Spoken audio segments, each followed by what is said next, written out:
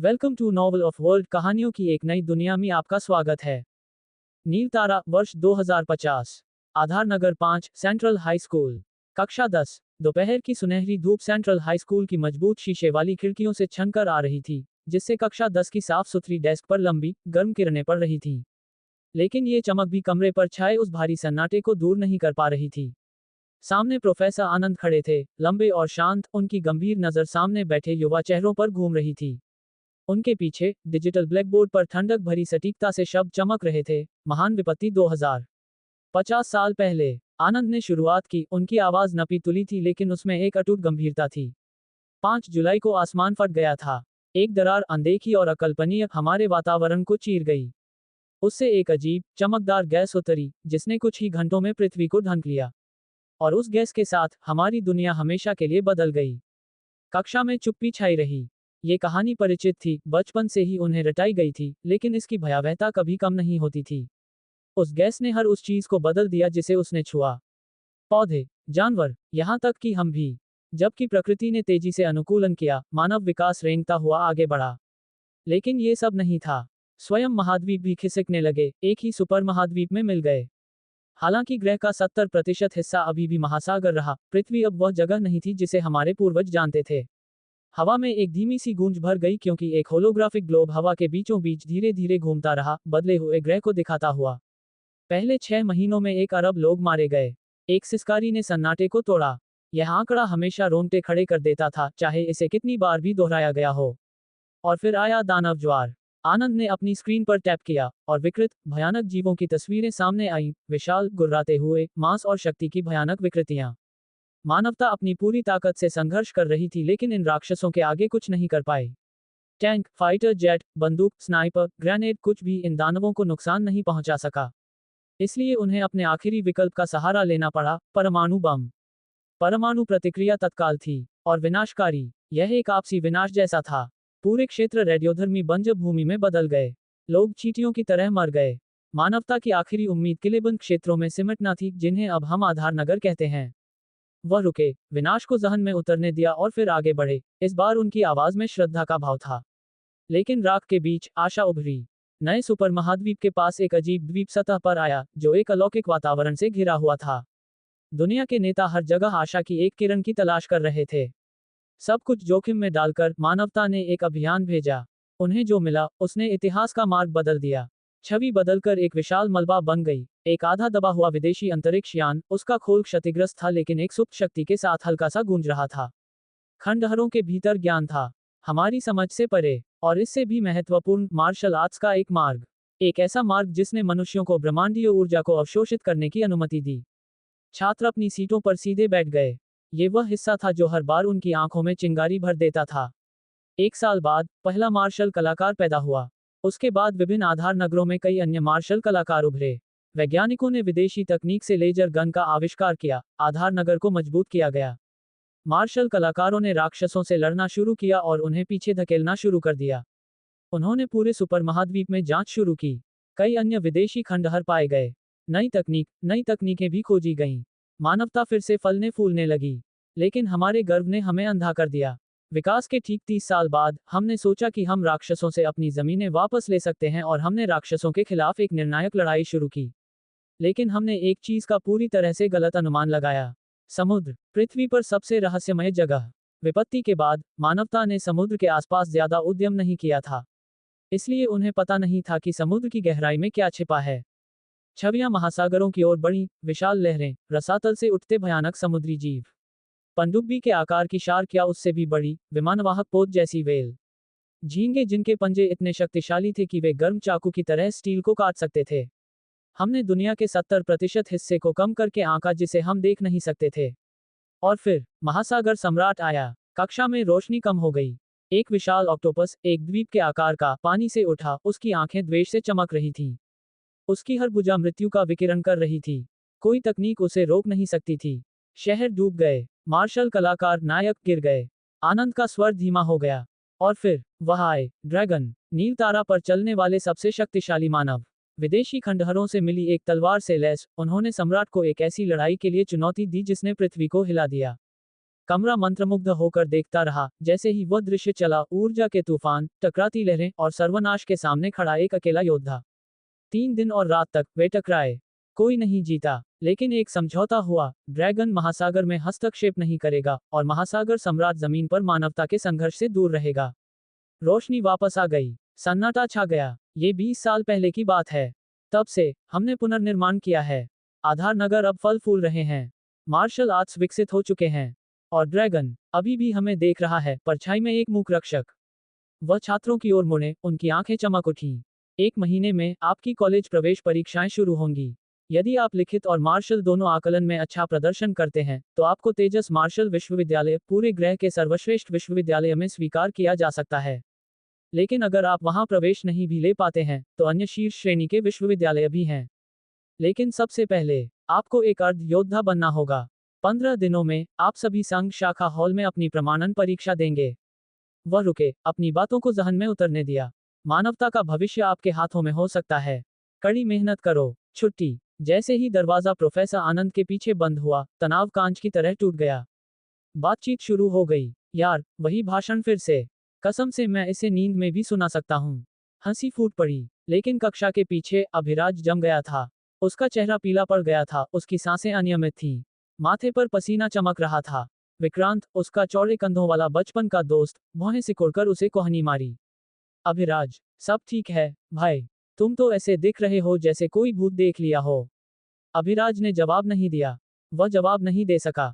उसके विचार एक उलझे हुए तूफान थे। मैं कहाँ हूँ? अभी क्या हुआ? उसे याद आया। वह एक पार्क में अपने काम से काम रख रहा था, लेकिन अचानक एक कमीना ट्रक कहीं से आया और उसे टक्कर मार दी। फिर उसे कुछ याद नहीं रहा। मैं मर गया था। नहीं, क्या मैं नरक में हूँ? उसकी नब्ज तेज हो गई। सब कुछ गलत लग रहा था। भाषा, कक्षा, तकनीक, मार्शल आर्ट्स और विदेशी अंतरिक्ष यान की बातें। ये पृथ्वी नहीं थी। उसकी आंखों के पीछे एक तेज दर्द फटा और अभिराज हाँफ उठा। यादें उसके दिमाग में भर गईं, उसके अपने नहीं, बल्कि उसके शरीर की यादों के टुकड़े। चेहरे, नाम, स्कूल के कार्यक्रम, युद्ध रैंकिंग, जीन लॉक। उसका सिर दुख रहा था। उसका पेट मथ रहा था। वह बेहोश हो गया। दुनिया अंधेरी हो गई। जब वह जागा, तो वह अस्पताल के कमरे में था। ऊपर बांझ सफेद रोशनी गूंज रही थी। उसके अंग कांप रहे थे, जैसे कि 1000 सपनों का बुखार अभी अभी गुजरा हो। अभिराज, तुम जाग गए। विक्रांत का चेहरा सामने आया, आंखों में चिंता भरी थी। यार, तुमने तो हमारी जान ही निकाल दी। अभिराज धीरे धीरे उठा, अभी भी लड़खड़ा रहा था। मैं अभिराज हूँ, उसने फुसफुसाया, खुद से ज्यादा किसी और से। नील तारा, आधार नगर 5। ये नाम उसके मुंह में विदेशी लग रहा था, फिर भी परिचित। वह अभिराज नहीं था जो पृथ्वी पर रहता था। वह अभिराज मर चुका था, और अब वह एक नई दुनिया में पुनर्जन्म ले चुका था। एक क्रूर, अद्भुत, भयावह दुनिया, जिसमें दानव, मार्शल शक्ति और विदेशी विरासत थी। किसी तरह, सभी बाधाओं के बावजूद, उसकी इच्छा पूरी हो गई थी। उसने हमेशा एक दूसरे मौके का सपना देखा था। एक ऐसी दुनिया जहां ताकत का राज हो, जहां वह उठ सके, लड़ सके, उद्देश्य के साथ जी सके। अब ये हकीकत था। उसने अपनी आंखें बंद कर लीं। फिर एक ठंडी, यांत्रिक आवाज उसके मन की गहराई में गूंजी। डिंग, अनंत सिस्टम सफलतापूर्वक सक्रिय हो गया है। एक सूचना की परिचित ध्वनि अभिराज के मन में गूंजी और वह जम गया। एक अवर्णनीय उत्साह का ज्वार उसके भीतर दौड़ गया। उसकी आंखें चौड़ी हो गईं। उसका दिल युद्ध के नगाड़े की तरह धड़क रहा था। वह आवाज, वह सिर्फ एक बीप नहीं थी। ये नियति का आह्वान था। पृथ्वी के एक अनुभवी नेटिजन के रूप में, जिसने अनगिनत रातें वेब उपन्यासों को पढ़ने में बिताई थी, अभिराज ने इस क्षण को पहचान लिया। उसने इसे 100 बार पढ़ा था, वे कहानियां जहां सामान्य नायकों को रहस्यमय सिस्टम, चीट जैसी क्षमताएं मिलती थी जो उनके जीवन को उलट देती थी। यह महानता की शुरुआत थी। अब यह उसके साथ हो रहा था। उसके पास एक सिस्टम था। उसकी सांस अटक गई। आंखें बंद करके उसने अपना ध्यान अंदर की ओर किया, ठीक वैसे ही जैसे अनगिनत काल्पनिक नायकों ने किया था। उसने ध्यान केंद्रित किया, मन प्रत्याशा से तना हुआ था, इंटरफेस को बुलाने की कोशिश कर रहा था। यह क्या होगा? एक शॉप सिस्टम, एक कल्टीवेशन एक्सेलेरेटर, एक स्किल कॉपियर। फिर उसकी बंद पलकों के पीछे अंधेरे में एक पारदर्शी पैनल चमक उठा। मास्टर अभिराज, काया 0.1, आत्मा 0.1। बस यही। अभिराज ने पलक झपकाए। निराशा एक ठंडी हवा की तरह अंदर घुस गई। कोई चमकती रोशनी नहीं, कोई नाटकीय धूमधाम नहीं, कोई टैब, विकल्प या शक्तियों की भव्य सूची नहीं, बस 2 तुच्छ आंकड़े। उसका प्रारंभिक उत्साह फीका पड़ने लगा। फिर बिजली के बोल्ट की तरह एक दर्द उसके सिर में कौंधा। वह दर्द से कराह उठा, अपने सिर को पकड़ लिया क्योंकि डेटा उसके दिमाग में भर गया। एक ठंडी, यांत्रिक आवाज उसके भीतर गूंजी। सिस्टम सक्रिय। मुख्य कार्य, हर 24 घंटे में होस्ट के गुणों को स्वचालित रूप से दोगुना करता है। अभिराज जम गया। उसके विचार रुक गए। हर 24 घंटे में 2 गुना। उसकी पुतलियां सिकुड़ गईं। वह गणित का धुरंधर नहीं था, लेकिन वह भी घातांक वृद्धि को समझता था।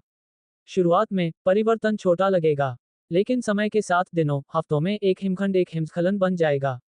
सबसे कमजोर चींटी एक ड्रैगन बन सकती थी। उसकी उंगलियां कांप गईं। उसने उन्हें मुट्ठी में भींच लिया, उसके होंठ चकित विस्मय में खुल गए। यह पागलपन है। अचानक, वह बुनियादी पैनल अब इतना निराशाजनक नहीं लगा। काया 0.1। आत्मा 0.1। सिस्टम से मिले डेटा ने स्पष्ट किया, किसी भी आंकड़े में 1.01 टन बल के बराबर था। 0.1 पर, अभिराज के पास वर्तमान में लगभग 100 किलोग्राम शारीरिक और आध्यात्मिक शक्ति थी। साफ, गोल संख्याएं। बहुत साफ। सिस्टम ने जानबूझकर उसके शुरुआती बिंदु को कैलिब्रेट किया होगा, लेकिन अभिराज ने इस पर ध्यान नहीं दिया। उसे जवाब चाहिए थे उस दुनिया के बारे में जिसमें वह अब रहता था। इस शरीर की विरासत में मिली यादों को छानते हुए एक नई वास्तविकता सामने आई। ग्रह को नील तारा कहा जाता था, एक भविष्यवादी, पृथ्वी जैसा ग्रह जहां मार्शल शक्ति का राज था। हालांकि उन्नत तकनीक मौजूद थी, समाज का सच्चा आधार ब्रह्मांडीय ऊर्जा थी और वे जो इसे कल्टीवेशन के माध्यम से नियंत्रित कर सकते थे। ताकत सब पर राज करती थी। कल्टीवेशन पदानुक्रम को 5 मुख्य क्षेत्रों में विभाजित किया गया था। मार्शल योद्धा, martial master, martial grand master, martial king, martial सम्राट। इस मार्ग पर चलने के लिए किसी को पहले अपनी तत्व आत्मीयता को जगाना पड़ता था। कुछ लोगों में 9 तत्वों में से एक के लिए एक अव्यक्त आत्मीयता होती थी: अग्नि, जल, पृथ्वी, धातु, वायु, प्रकाश, अंधकार, गड़गड़ाहट और बर्फ। अपने तत्व के माध्यम से उन्हें एक संगत श्वसन तकनीक प्राप्त होगी, जिससे वे ब्रह्मांडीय ऊर्जा को अवशोषित कर सकेंगे और विकसित हो सकेंगे। कल्टीवेशन का आधार 5 जीन लॉक को अनलॉक करने में निहित था, प्रत्येक एक क्षेत्र से जुड़ा हुआ था। प्रत्येक जीन लॉक में 9 उप लॉक शामिल थे और प्रत्येक को अनलॉक करने से एक मार्शल कलाकार की ताकत घातांक रूप से बढ़ जाती थी। पहले जीन लॉक को अनलॉक करने से पहले एक मानव की ताकत 1000 किलोग्राम पर सीमित थी, एक कठोर सार्वभौमिक सीमा। हालांकि एक बार अनलॉक होने के बाद पहला उपलॉक 2000 के ग्रा, दूसरा 3000 के ग्रा, तीसरा 4000 के ग्रा, नौवां 10,000 के ग्रा। मार्शल मास्टर में आगे बढ़ने पर पहला उपलॉक 50,000 के ग्रा, दूसरा 100,000 के ग्रा, और इसी तरह शक्ति वृद्धि का एक भयावह सिस्टम। अभिराज मंत्रमुग्ध हुए बिना नहीं रह सका। और मेरे पास एक सिस्टम है जो मेरे आंकड़ों को रोजाना दोगुना करता है। आज 100 किलोग्राम से शुरुआत, कल 200, परसों 400, फिर 800, 1600 to 1000 किलोग्राम की सीमा को पार करते हुए। एक ऐसा कारनामा जो किसी अजागृत नश्वर ने कभी हासिल नहीं किया था। क्या मैं इस नियम को तोड़ सकता हूं? इस विचार ने फिर से उसके दिल की धड़कन तेज कर दी। उसका मन उस ओर भटक गया जो उसे कक्षा से याद था। एक शीर्ष स्तरीय मार्शल विश्वविद्यालय के लिए अर्हता प्राप्त करने के लिए एक छात्र को पहले अर्ध मार्शल कलाकार बनना पड़ता था। मानदंड: पंचिंग बल 500 के ग्रा, स्प्रिंट गति 25 मीटर प्रति सेकंड। उस प्रमाण पत्र के साथ कोई तत्व आत्मीयता परीक्षा दे सकता था। पास होने पर उन्हें संघ हॉल से एक श्वसन तकनीक प्राप्त होगी और वे कल्टीवेशन शुरू कर देंगे। विफल होने पर वे सामान्यता के लिए निंदित थे। एक ऐसी दुनिया में शक्तिहीन जहां ताकत सब कुछ तय करती थी। यही वह दुनिया है जिसमें मैं अब हूं। अभी भी रहस्यों से उबरते हुए अभिराज अस्पताल के बिस्तर से उठा। बाहर सूरज डूब रहा था, आकाश को नर्म सोने में रंग रहा था। उसे उन छात्रों की याद आई जिन्होंने पहले उसकी मदद की थी, विक्रांत और अन्य।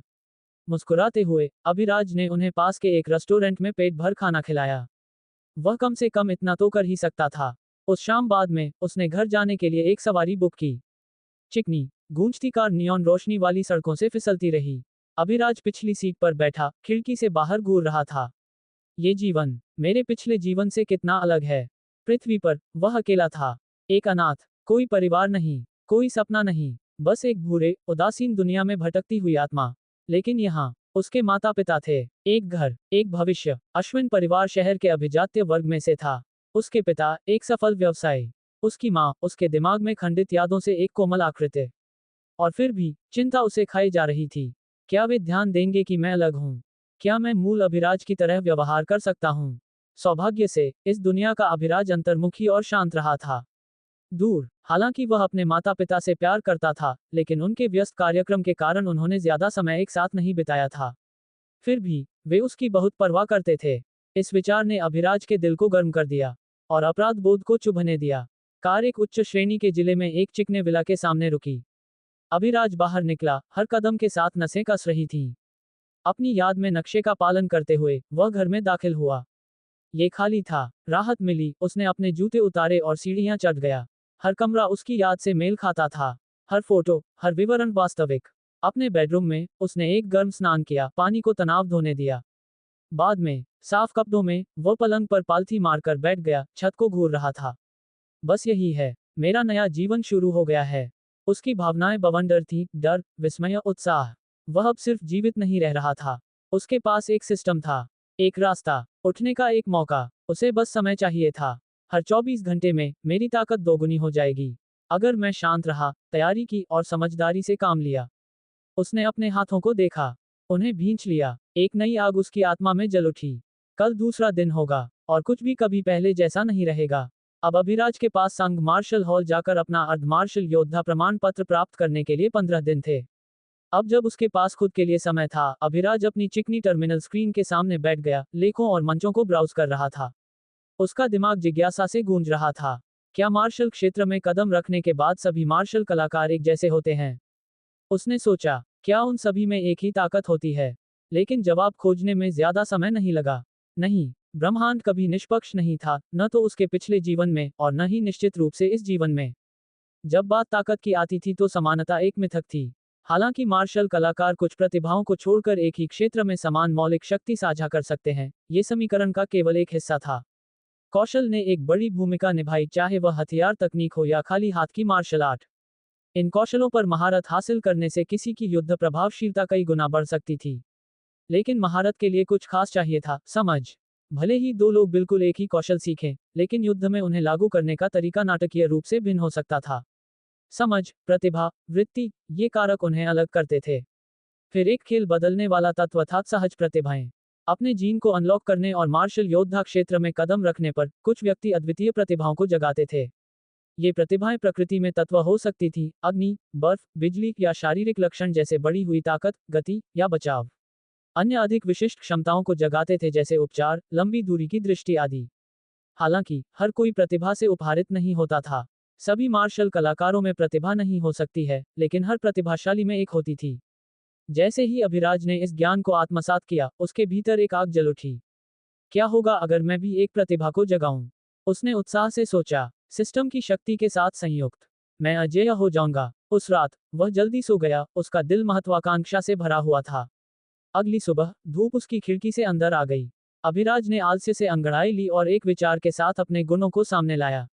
मास्टर अभिराज, काया 0.2, आत्मा 0.2। उसने पलक झपकाई, पहले से कहीं ज्यादा तेज, ज्यादा केंद्रित महसूस कर रहा था। उसकी दृष्टि साफ लग रही थी, उसका शरीर हल्का। क्या यह आत्मा गुण का प्रभाव है? उसने सोचा। ताजा होने के बाद वह नाश्ते के लिए बाहर निकला। ये रविवार था, एक खाली दिन। कुछ भी निर्धारित न होने के कारण उसने थोड़ा शहर घूमने का फैसला किया। अपनी उन्नत मोटरसाइकिल चलाते हुए, एक चिकनी मशीन जिसे रॉयल एनफील्ड के बाद बनाया गया था लेकिन भविष्यवादी उन्नयन के साथ, अभिराज ने इसे तेज किया। जानवर आसानी से 500 किलोमीटर प्रति घंटे तक पहुंच सकता था, लेकिन आज वह धीरे धीरे क्रूज कर रहा था। उसका पहला पड़ाव एक शॉपिंग मॉल था।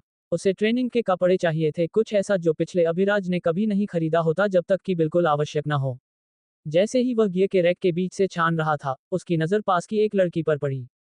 उसकी सांस अटक गई। वह तेजस्वी थी, चीनी मिट्टी जैसी त्वचा, लगभग 170 सेमी लंबी, और एक ऐसी काया जो किसी भी मॉडल को टक्कर दे सकती थी।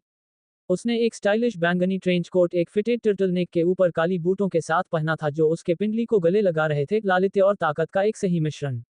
अभिराज की दिल की धड़कन अकथनीय रूप से बढ़ गई। मैं ऐसे क्यों प्रतिक्रिया कर रहा हूं? फिर वह समझा, यह उसकी भावना नहीं थी, यह मूल अभिराज की थी। वह लड़की रोशनी, उसकी सहपाठी और लंबे समय से क्रश थी। वह साहित्य और मार्शल आर्ट दोनों में उत्कृष्ट थी और तेजस मार्शल विश्वविद्यालय में प्रवेश करने का सपना देखती थी। हालांकि एक साधारण परिवार से थी, वह प्रेरित थी, अपने दिन पढ़ाई और जिम में मार्शल आर्ट का अभ्यास करने में बिताती थी। आज वह अकेली नहीं थी। उसके बगल में एक छोटी लड़की खड़ी थी, शायद उसकी बहन। वह भी उसी अलौकिक सुंदरता को साझा करती थी। पुराने अभिराज के विपरीत, इस अभिराज ने संकोच नहीं किया। वह उठा और उसे नमस्ते कहा। अरे रोशनी, रोशनी ने मुड़कर देखा, चौंक गई। उसकी आंखें पहचान में चौड़ी हो गईं। अभिराज, उसने आश्चर्य से पूछा। वह उसे शांत लड़के के रूप में जानती थी जो विक्रांत को छोड़कर मुश्किल से किसी से बात करता था। फिर भी उसने विनम्रता से मुस्कुराया। हाय, छोटी लड़की, ईरा ने जिज्ञासा से अभिराज को झांका। वह सुंदर था और उसकी बहन उसे जानती थी। अभिराज ने धीरे से मुस्कुराया और उसे भी नमस्ते कहा। शर्मिली, ईरा रोशनी के कोट के पीछे छिप गई। तुम यहाँ क्या कर रही हो, रोशनी? अभिराज ने पूछा। बस अपने और ईरा के लिए कपड़े खरीद रही हूँ, उसने जवाब दिया। अभिराज ने सिर हिलाया और लापरवाही से पेश किया, कॉफी पीने चलोगी? रोशनी हिचकिचाई। शायद किसी और समय, उसने धीरे से मना कर दिया। समझते हुए अभिराज ने और जोर नहीं दिया। उसने एक छोटी मुस्कान दी और उन्हें अलविदा कहा। मॉल छोड़ने के बाद अभिराज पास के एक मार्शल जिम, बाग दंत मार्शल जिम की ओर गया। एक गर्मजोशी से दिखने वाली रिसेप्शनिस्ट ने उसका स्वागत किया। कुछ देख रहे हैं? उसने पूछा। उससे अभिराज को पता चला कि जिम का मालिक एक शक्तिशाली लेवल 9 मार्शल योद्धा था। कई महत्वाकांक्षी छात्र अपने जीन को जगाने से पहले वहां प्रशिक्षण लेते थे। मार्शल मार्ग शुरू करने के लिए यह एक सम्मानित जगह थी। अभिराज ने शामिल होने पर विचार किया, लेकिन फिर उसने सिर हिलाया। सिस्टम के साथ उसकी ताकत बहुत तेजी से बढ़ेगी। अगर उसने यहाँ प्रशिक्षण लिया तो उसकी अप्राकृतिक प्रगति को छिपाना मुश्किल होगा। अभी के लिए लो प्रोफाइल रहना बेहतर है। उसने बाकी दिन शहर के विभिन्न हिस्सों में घूमते हुए बिताया और अंत में घर के लिए निकल पड़ा। जैसे ही उसने घर में कदम रखा, अभिराज रुक गया। वे घर पर हैं। इससे पहले कि वह खुद को संभाल पाता, घबराहट की एक लहर उसे छू गई। रसोई में उसकी माँ, नंदिनी, रात का खाना बनाते हुए एक धुन गुनगुना रही थी। लंबी और तारांकन तारांकन ग्रेसफुल तारांकन थी, उसमें गर्मजोशी का एक आभा थी। उसके पिता, अश्विन, सोफे पर बैठे थे, 190 सेमी की एक विशाल आकृति, एक मजबूत, एथलेटिक काया और एक तेज, शांत आचरण के साथ। हाय, माँ। पिताजी, अभिराज ने नमस्ते किया। नंदिनी मुड़ी, हैरान। अभिराज, तुम वापस आ गए। मैं खरीदारी करने गया था, उसने लापरवाही से कहा। उसकी भौहें उठी। खरीदारी? ये दुर्लभ है। तुमने क्या खरीदा? ट्रेनिंग के कपड़े। ट्रेनिंग के कपड़े? नंदिनी चौंक गई, वास्तव में हैरान। किस लिए? मैं 15 दिनों में अर्ध मार्शल योद्धा प्रमाण पत्र परीक्षा देना चाहता हूँ। मुझे प्रशिक्षण लेने की जरूरत है। अश्विन ने टीवी से ऊपर देखा, चौंक गए। उनका बेटा, जो हमेशा अनिच्छुक और महत्वाकांक्षी लगता था, मार्शल प्रमाणन के बारे में बात कर रहा था। इतनी अचानक जल्दी क्यों, अभिराज? अश्विन ने पूछा, उनकी आवाज चिंता से भरी थी लेकिन जिज्ञासा भी थी। अभिराज ने अपने पिता के लहजे में गर्मजोशी महसूस की। ये संदेह नहीं था, ये परवाह थी। मैं एक शीर्ष विश्वविद्यालय में जाना चाहता हूँ, पिताजी। प्रवेश के लिए मुझे उस प्रमाण पत्र की जरूरत होगी। एक लंबी चुप्पी थी। नंदिनी की आंखें नर्म पड़ गईं, और अश्विन पीछे झुक गए, विचारशील। उनका बेटा बदल रहा था। वह शर्मीला, अलग थलग लड़का नहीं था। उसकी आंखों में आग थी। उसकी आवाज में उद्देश्य। उन्होंने एक दूसरे की ओर देखा, शांत गर्व का एक भाव। नंदिनी मुस्कुराते हुए उसकी ओर मुड़ी। ठीक है, फिर तुम्हें रात के खाने में क्या चाहिए? अभिराज मुस्कुराया। काली मिर्च ग्रिल्ड बीफ लहसुन चावल के साथ कैसा रहेगा? जरूर। वह हंस पड़ी। जैसे ही अभिराज अपने कमरे की ओर बढ़ा, वह मुस्कुराए बिना नहीं रह सका। अभिराज शांति से सो गया। आखिरकार, वह उस तरह का नायक नहीं था जिसे शक्तिशाली बनने के लिए दिन रात पसीना बहाने की जरूरत हो। उसे बस समय चाहिए था। अगली सुबह अभिराज ने अपना स्टेटस चेक किया। मास्टर अभिराज, काया 0.4, आत्मा 0.4। जैसा कि उसके शक्तिशाली सिस्टम से अपेक्षित था, उसके गुण एक बार फिर दोगुने हो गए थे। अब उसके पास शरीर और आत्मा दोनों में 400 किलोग्राम बल था। जीवन शक्ति का एक ज्वार उसके माध्यम से बह गया। वह पहले से कहीं ज्यादा हल्का, तेज और जीवित महसूस कर रहा था। ताजा होने के बाद वह बाहर आया तो नाश्ता पहले से ही मेज पर रखा था। प्लेट के पास एक नोट रखा था। यह उसकी माँ की ओर से था। प्यारे, हमें ऑफिस जाना है। तुम स्कूल जाने से पहले खा लेना, ठीक है? Love you. साधारण नोट को पढ़कर उसके सीने के अंदर गर्मजोशी खिल उठी। इस तरह की साधारण देखभाल, यह माँ का स्नेह, कुछ ऐसा था जिसे अभिराज ने पहले कभी नहीं जाना था। और इसने उसे उससे ज्यादा मारा जितना उसने उम्मीद की थी। धीरे से मुस्कुराते हुए वह बैठ गया और स्कूल जाने से पहले एक भरपेट भोजन का आनंद लिया। कक्षा 10 के अंदर विक्रांत हमेशा की तरह अपनी अनिद्रा के बारे में बड़बड़ा रहा था। वह फिर से देर से सोया था और अब पूरा दिन एक चलते फिरते शव जैसा महसूस कर रहा था। अचानक उसने अभिराज को तिरछी आंखों से देखा। अरे अभिराज, तुम अलग दिख रहे हो। क्या हुआ यार? क्या तुमने अपने लिए एक छोटी पत्नी बना ली या कुछ? रुको, क्या छोटी मिस रोशनी आखिरकार तुम्हारी संतान को सहन करने के लिए सहमत हो गई? हाँ। उसने एक विकृत मुस्कान के साथ मजाक किया। अभिराज ने अपनी आंखें घुमाई और विक्रांत के सिर पर चटाक से मारा। काश ये सच होता, उसने आधा हंसते हुए कहा। विक्रांत ने अपने सिर के पीछे रगड़ा, अभी भी मूर्ख की तरह मुस्कुरा रहा था। नहीं, गंभीरता से, भाई तुम स्वस्थ दिख रहे हो। ताज़ा, क्या बात है? अभिराज ने एक पल के लिए सोचा, फिर जवाब दिया, मैं हाल ही में कुछ मार्शल आर्ट्स प्रशिक्षण कर रहा हूँ। शायद इसलिए। उसकी आवाज विचारशील थी, जैसे कि वह भी पूरी तरह से सुनिश्चित नहीं था। विक्रांत की आंखें चौड़ी हो गईं। मार्शल आर्ट्स प्रशिक्षण? गंभीरता से, क्या हमने हमेशा के लिए चिकने पैंट युवा मास्टर होने का वादा नहीं किया था? तुम अब प्रशिक्षण क्यों शुरू करोगे? अपनी छोटी क्रश को प्रभावित करने के लिए तेजस मार्शल विश्वविद्यालय में जाने की कोशिश कर रहे हो? अभिराज ने बहस नहीं की। उसने बस हंस दिया और कहा, हाँ, कुछ ऐसा ही। विक्रांत मुस्कुराया और उसकी पीठ थपथपाई। तो मुझे भविष्य में तुम्हारी मोटी जांघ से चिपकना होगा, ओ भविष्य के मार्शल प्रतिभा। इससे पहले कि मजाक जारी रह पाता, प्रोफेसर आनंद कक्षा में चले आए। ध्यान दें, सब लोग। आज हमारे पास एक घोषणा है, उन्होंने कहा, कमरे को स्कैन करते हुए। पहले, मैंने आपको बताया था कि अर्धयोद्धा प्रमाणन परीक्षा 15 जुलाई को होगी। हालांकि, कुछ तत्काल परिस्थितियों के कारण, तारीख आगे बढ़ा दी गई है। परीक्षा अब 7 जुलाई को होगी। तैयार रहें। कक्षा में सिसकारियां फूट पड़ीं। कुछ उत्साहित थे, अन्य घबरा गए, उनके पास तैयारी करने या अपनी ताकत बनाने के लिए पर्याप्त समय नहीं था। विक्रांत कराह उठा, धत तेरे की, कल मेरे बूढ़े आदमी मुझे जिम में शामिल होने के लिए परेशान कर रहे थे, मैं तो एक जिम जाने की योजना भी बना रहा था। लेकिन अब क्या मेरे पास पर्याप्त समय है, भले ही मैं चाहूं? अभिराज, दूसरी ओर, शांत रहा। वह ज्यादा हैरान नहीं था। अपनी वर्तमान गति से, वह कल तक आवश्यक सीमा को पार कर जाएगा और फिर भी उसके पास 4 दिन बाकी होंगे। क्लास के बाद, अभिराज और विक्रांत कैंटीन में एक साथ लंच करने गए। लाइन में इंतजार करते समय, किसी ने अचानक अभिराज को पीछे से धक्का दिया, उसके आगे कटने की कोशिश करते हुए। बिना सोचे, अभिराज ने व्यक्ति की कलाई पकड़ी और एक सहज गति में उसे उसकी पीठ के पीछे मोड़ दिया। एक चीख हवा में गूंज गई। छोड़ो, छोड़ो। यह मयंक था, एक छोटा सा स्कूल तानाशाह। एक धनी परिवार से ताल्लुक रखने वाले मयंक के दादा प्रसिद्ध मार्शल मास्टर एरिक थे। अभिराज को इनमें से किसी की परवाह नहीं थी। वह बस धक्का दिए जाने का बदला ले रहा था। मयंक संघर्ष किया और चिल्लाया, मूर्ख! क्या तुम जानते हो मैं कौन हूँ? मैं मयंक सिल्वा हूँ, खुद मास्टर एरिक का पोता। अभिराज मुस्कुराया। तुम्हारे लिए अच्छा है। मैं बस अभिराज हूँ। पास के छात्र हंसी में फूट पड़े।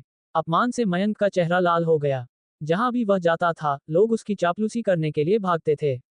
लेकिन ये लड़का, यह अभिराज, नियमों से नहीं खेलता था। तुम्हें इसका पछतावा होगा। मयंक गुर्राया। मैं तुम्हें कभी मुझे छूने का पछतावा करवाऊंगा। लेकिन इससे पहले की बातें बढ़ पाती, एक शांत, आदेश देने वाली आवाज गूंज उठी। बस, मयंक। ये रोशनी थी कक्षा अध्यक्ष। सुंदर, शांत और सार्वभौमिक रूप से सम्मानित। एक अच्छी तरह से बंद परिवार से न आने के बावजूद, उसके करिश्मे ने उसे एक ऐसा दर्जा दिया जो कोई धन नहीं खरीद सकता था। तुमने लाइन में कटने की कोशिश की और अब तुम खुलेआम किसी को धमकी दे रहे हो। शायद मुझे ये प्रिंसिपल को रिपोर्ट करना चाहिए, उसने कड़ाई से कहा। मयंक की बहादुरी गायब हो गई। वह पीला पड़ गया और पीछे हट गया। न केवल वह प्रिंसिपल से डरता था, बल्कि उसे रोशनी पर भी जबरदस्त क्रश था। अपने दांत पीसते हुए, वह बिना एक और शब्द कहे ठोकर मारता हुआ चला गया। अभिराज ने उसे जाते हुए देखा, आंखें सिकुड़ते हुए। मयंक की आंखों में वह नजर, वह खतरनाक थी। वह अभिराज के लिए एक कांटा बन सकता है। शायद, अभिराज ने सोचा, उसे पूरी तरह से हटा देना बेहतर होगा। वह रोशनी की ओर मुड़ा और एक ईमानदार मुस्कान दी। बीच में आने के लिए धन्यवाद। रोशनी ने मुस्कान वापस की। तुम काफी प्रभावशाली हो, अभिराज। मुझे नहीं पता था कि तुम में यह है। तुमने बिना देखे मयंक का हाथ रोक दिया। लगता है तुम मार्शल आर्ट्स में कड़ी ट्रेनिंग कर रहे हो। अभिराज ने शर्मिंदगी से अपने सिर के पीछे खुजली की। उसने कोई मार्शल आर्ट्स प्रशिक्षण नहीं लिया था, ये शुद्ध पलटाव था, उसकी आत्मा शक्ति में वृद्धि से पैदा हुआ। वापस मेज पर, विक्रांत पहले से ही चिढ़ाने पर वापस आ गया था। यार, तुम रौनक पर हो। हमारी भाभी ने भी तुम्हारी तारीफ की। तुम्हारे लिए अच्छा है, भाई। अभिराज ने फिर से उसके सिर पर मारा, मुस्कुराते हुए जैसे ही वह बैठ गया। अपने क्रश से पहचान मिलना, ये काफी अच्छा लगा। जब अभिराज उस शाम घर पहुंचा, तो उसके माता पिता अभी भी बाहर थे। वह अपने बिस्तर पर लेटा रहा, दिन की घटनाओं को याद करते हुए। उसने मयंक को अपमानित किया था, कोई ऐसा व्यक्ति जो विशिष्ट उपन्यासों में बदला लेने के लिए कुछ भी नहीं रुकेगा, भले ही इसका मतलब पूरे परिवारों को नष्ट करना हो। अभिराज ने उस पर कड़ी नजर रखने का फैसला किया। अगर मयंक ने कुछ भी लापरवाह किया, वह उसे मार डालेगा। बिना किसी हिचकिचाहट के 4 दिन पलक झपकते ही गुजर गए। 7 जुलाई। अभिराज अन्य छात्रों के साथ स्कूल के आंगन में खड़ा था। आज वे अपना अर्ध योद्धा प्रमाण पत्र प्राप्त करने के लिए मार्शल संघ की शाखा जा रहे थे। उसने अपना सिस्टम पैनल खोला। मास्टर अभिराज। काया 6.4। आत्मा 6.4। सिर्फ 4 दिनों में उसके दोनों गुण 6.4 तक पहुंच गए थे, कुल 16 गुना वृद्धि। और उससे भी ज्यादा, उसने लोहे के नियम को तोड़ दिया था। किसी को भी अपने जीन लॉक को अनलॉक करने से पहले 1000 किलोग्राम बल से ज्यादा नहीं होना चाहिए था। अब अभिराज के शरीर और आत्मा दोनों में 6 टन से ज्यादा बल दौड़ रहा था। और कुछ और जागृत हो गया था। मानसिक ऊर्जा ठीक उसकी आत्मा के 1 पॉइंट अंक को पार करने के बाद वह अब केवल इच्छाशक्ति का उपयोग करके दूर से वस्तुओं को हिला सकता था। 6 पॉइंट पर वह कुल मिलाकर 6 टन तक नियंत्रित कर सकता था, लेकिन एक समय में केवल 6 व्यक्तिगत वस्तुओं तक। भले ही कुल द्रव्यमान सीमाओं के भीतर हो, वह एक बार में 6 से ज्यादा चीजों को हेरफेर नहीं कर सकता था। फिर भी अभिराज चिंतित नहीं था। वह जैसे जैसे आगे बढ़ेगा, चीजों को समझेगा। उसकी आंखें आंगन में घूमी और मयंक पर टिकी। अजीब तरह से मयंक ने पिछले 4 दिनों में कोई चाल नहीं चली थी। इसने अभिराज को हैरान कर दिया, लेकिन उसने इस पर ध्यान नहीं दिया। मयंक, हालांकि जहरीले क्रोध से उबल रहा था, वह अभिराज के बारे में अपने पिता के पास गया था, लेकिन उसे प्रमाणन के बाद तक पीछे हटने के लिए कहा गया था। एक बार जब उसके हाथ में वह प्रमाण पत्र होगा, अभिराज कुचलने के लिए एक कीट से ज्यादा कुछ नहीं होगा। मयंक ने एक शरीर मजबूत करने वाला द्रव भी लिया था। उसकी वर्तमान ताकत 700 किलोग्राम को पार कर गई थी। उसे विश्वास था कि वह शानदार ढंग से पास हो जाएगा। उसने अभिराज को घूरा और अपनी सांस में बुदबुदाया, बस इंतजार करो। आज के बाद मैं तुम्हें दिखाऊंगा कि नरक का असली मतलब क्या होता है। प्रोफेसर आनंद आगे बढ़े, एक छोटा प्रेरक भाषण दिया और छात्रों को बस में बिठाया। अभिराज उत्साहित महसूस किए बिना नहीं रह सका। उसे एक अजीब सा एहसास हो रहा था। आज वह एक प्रतिभा को जगा सकता है। चलो देखते हैं कि भविष्य क्या रखता है। बस एक धीमी सिसकारी के साथ धीरे से रुकी।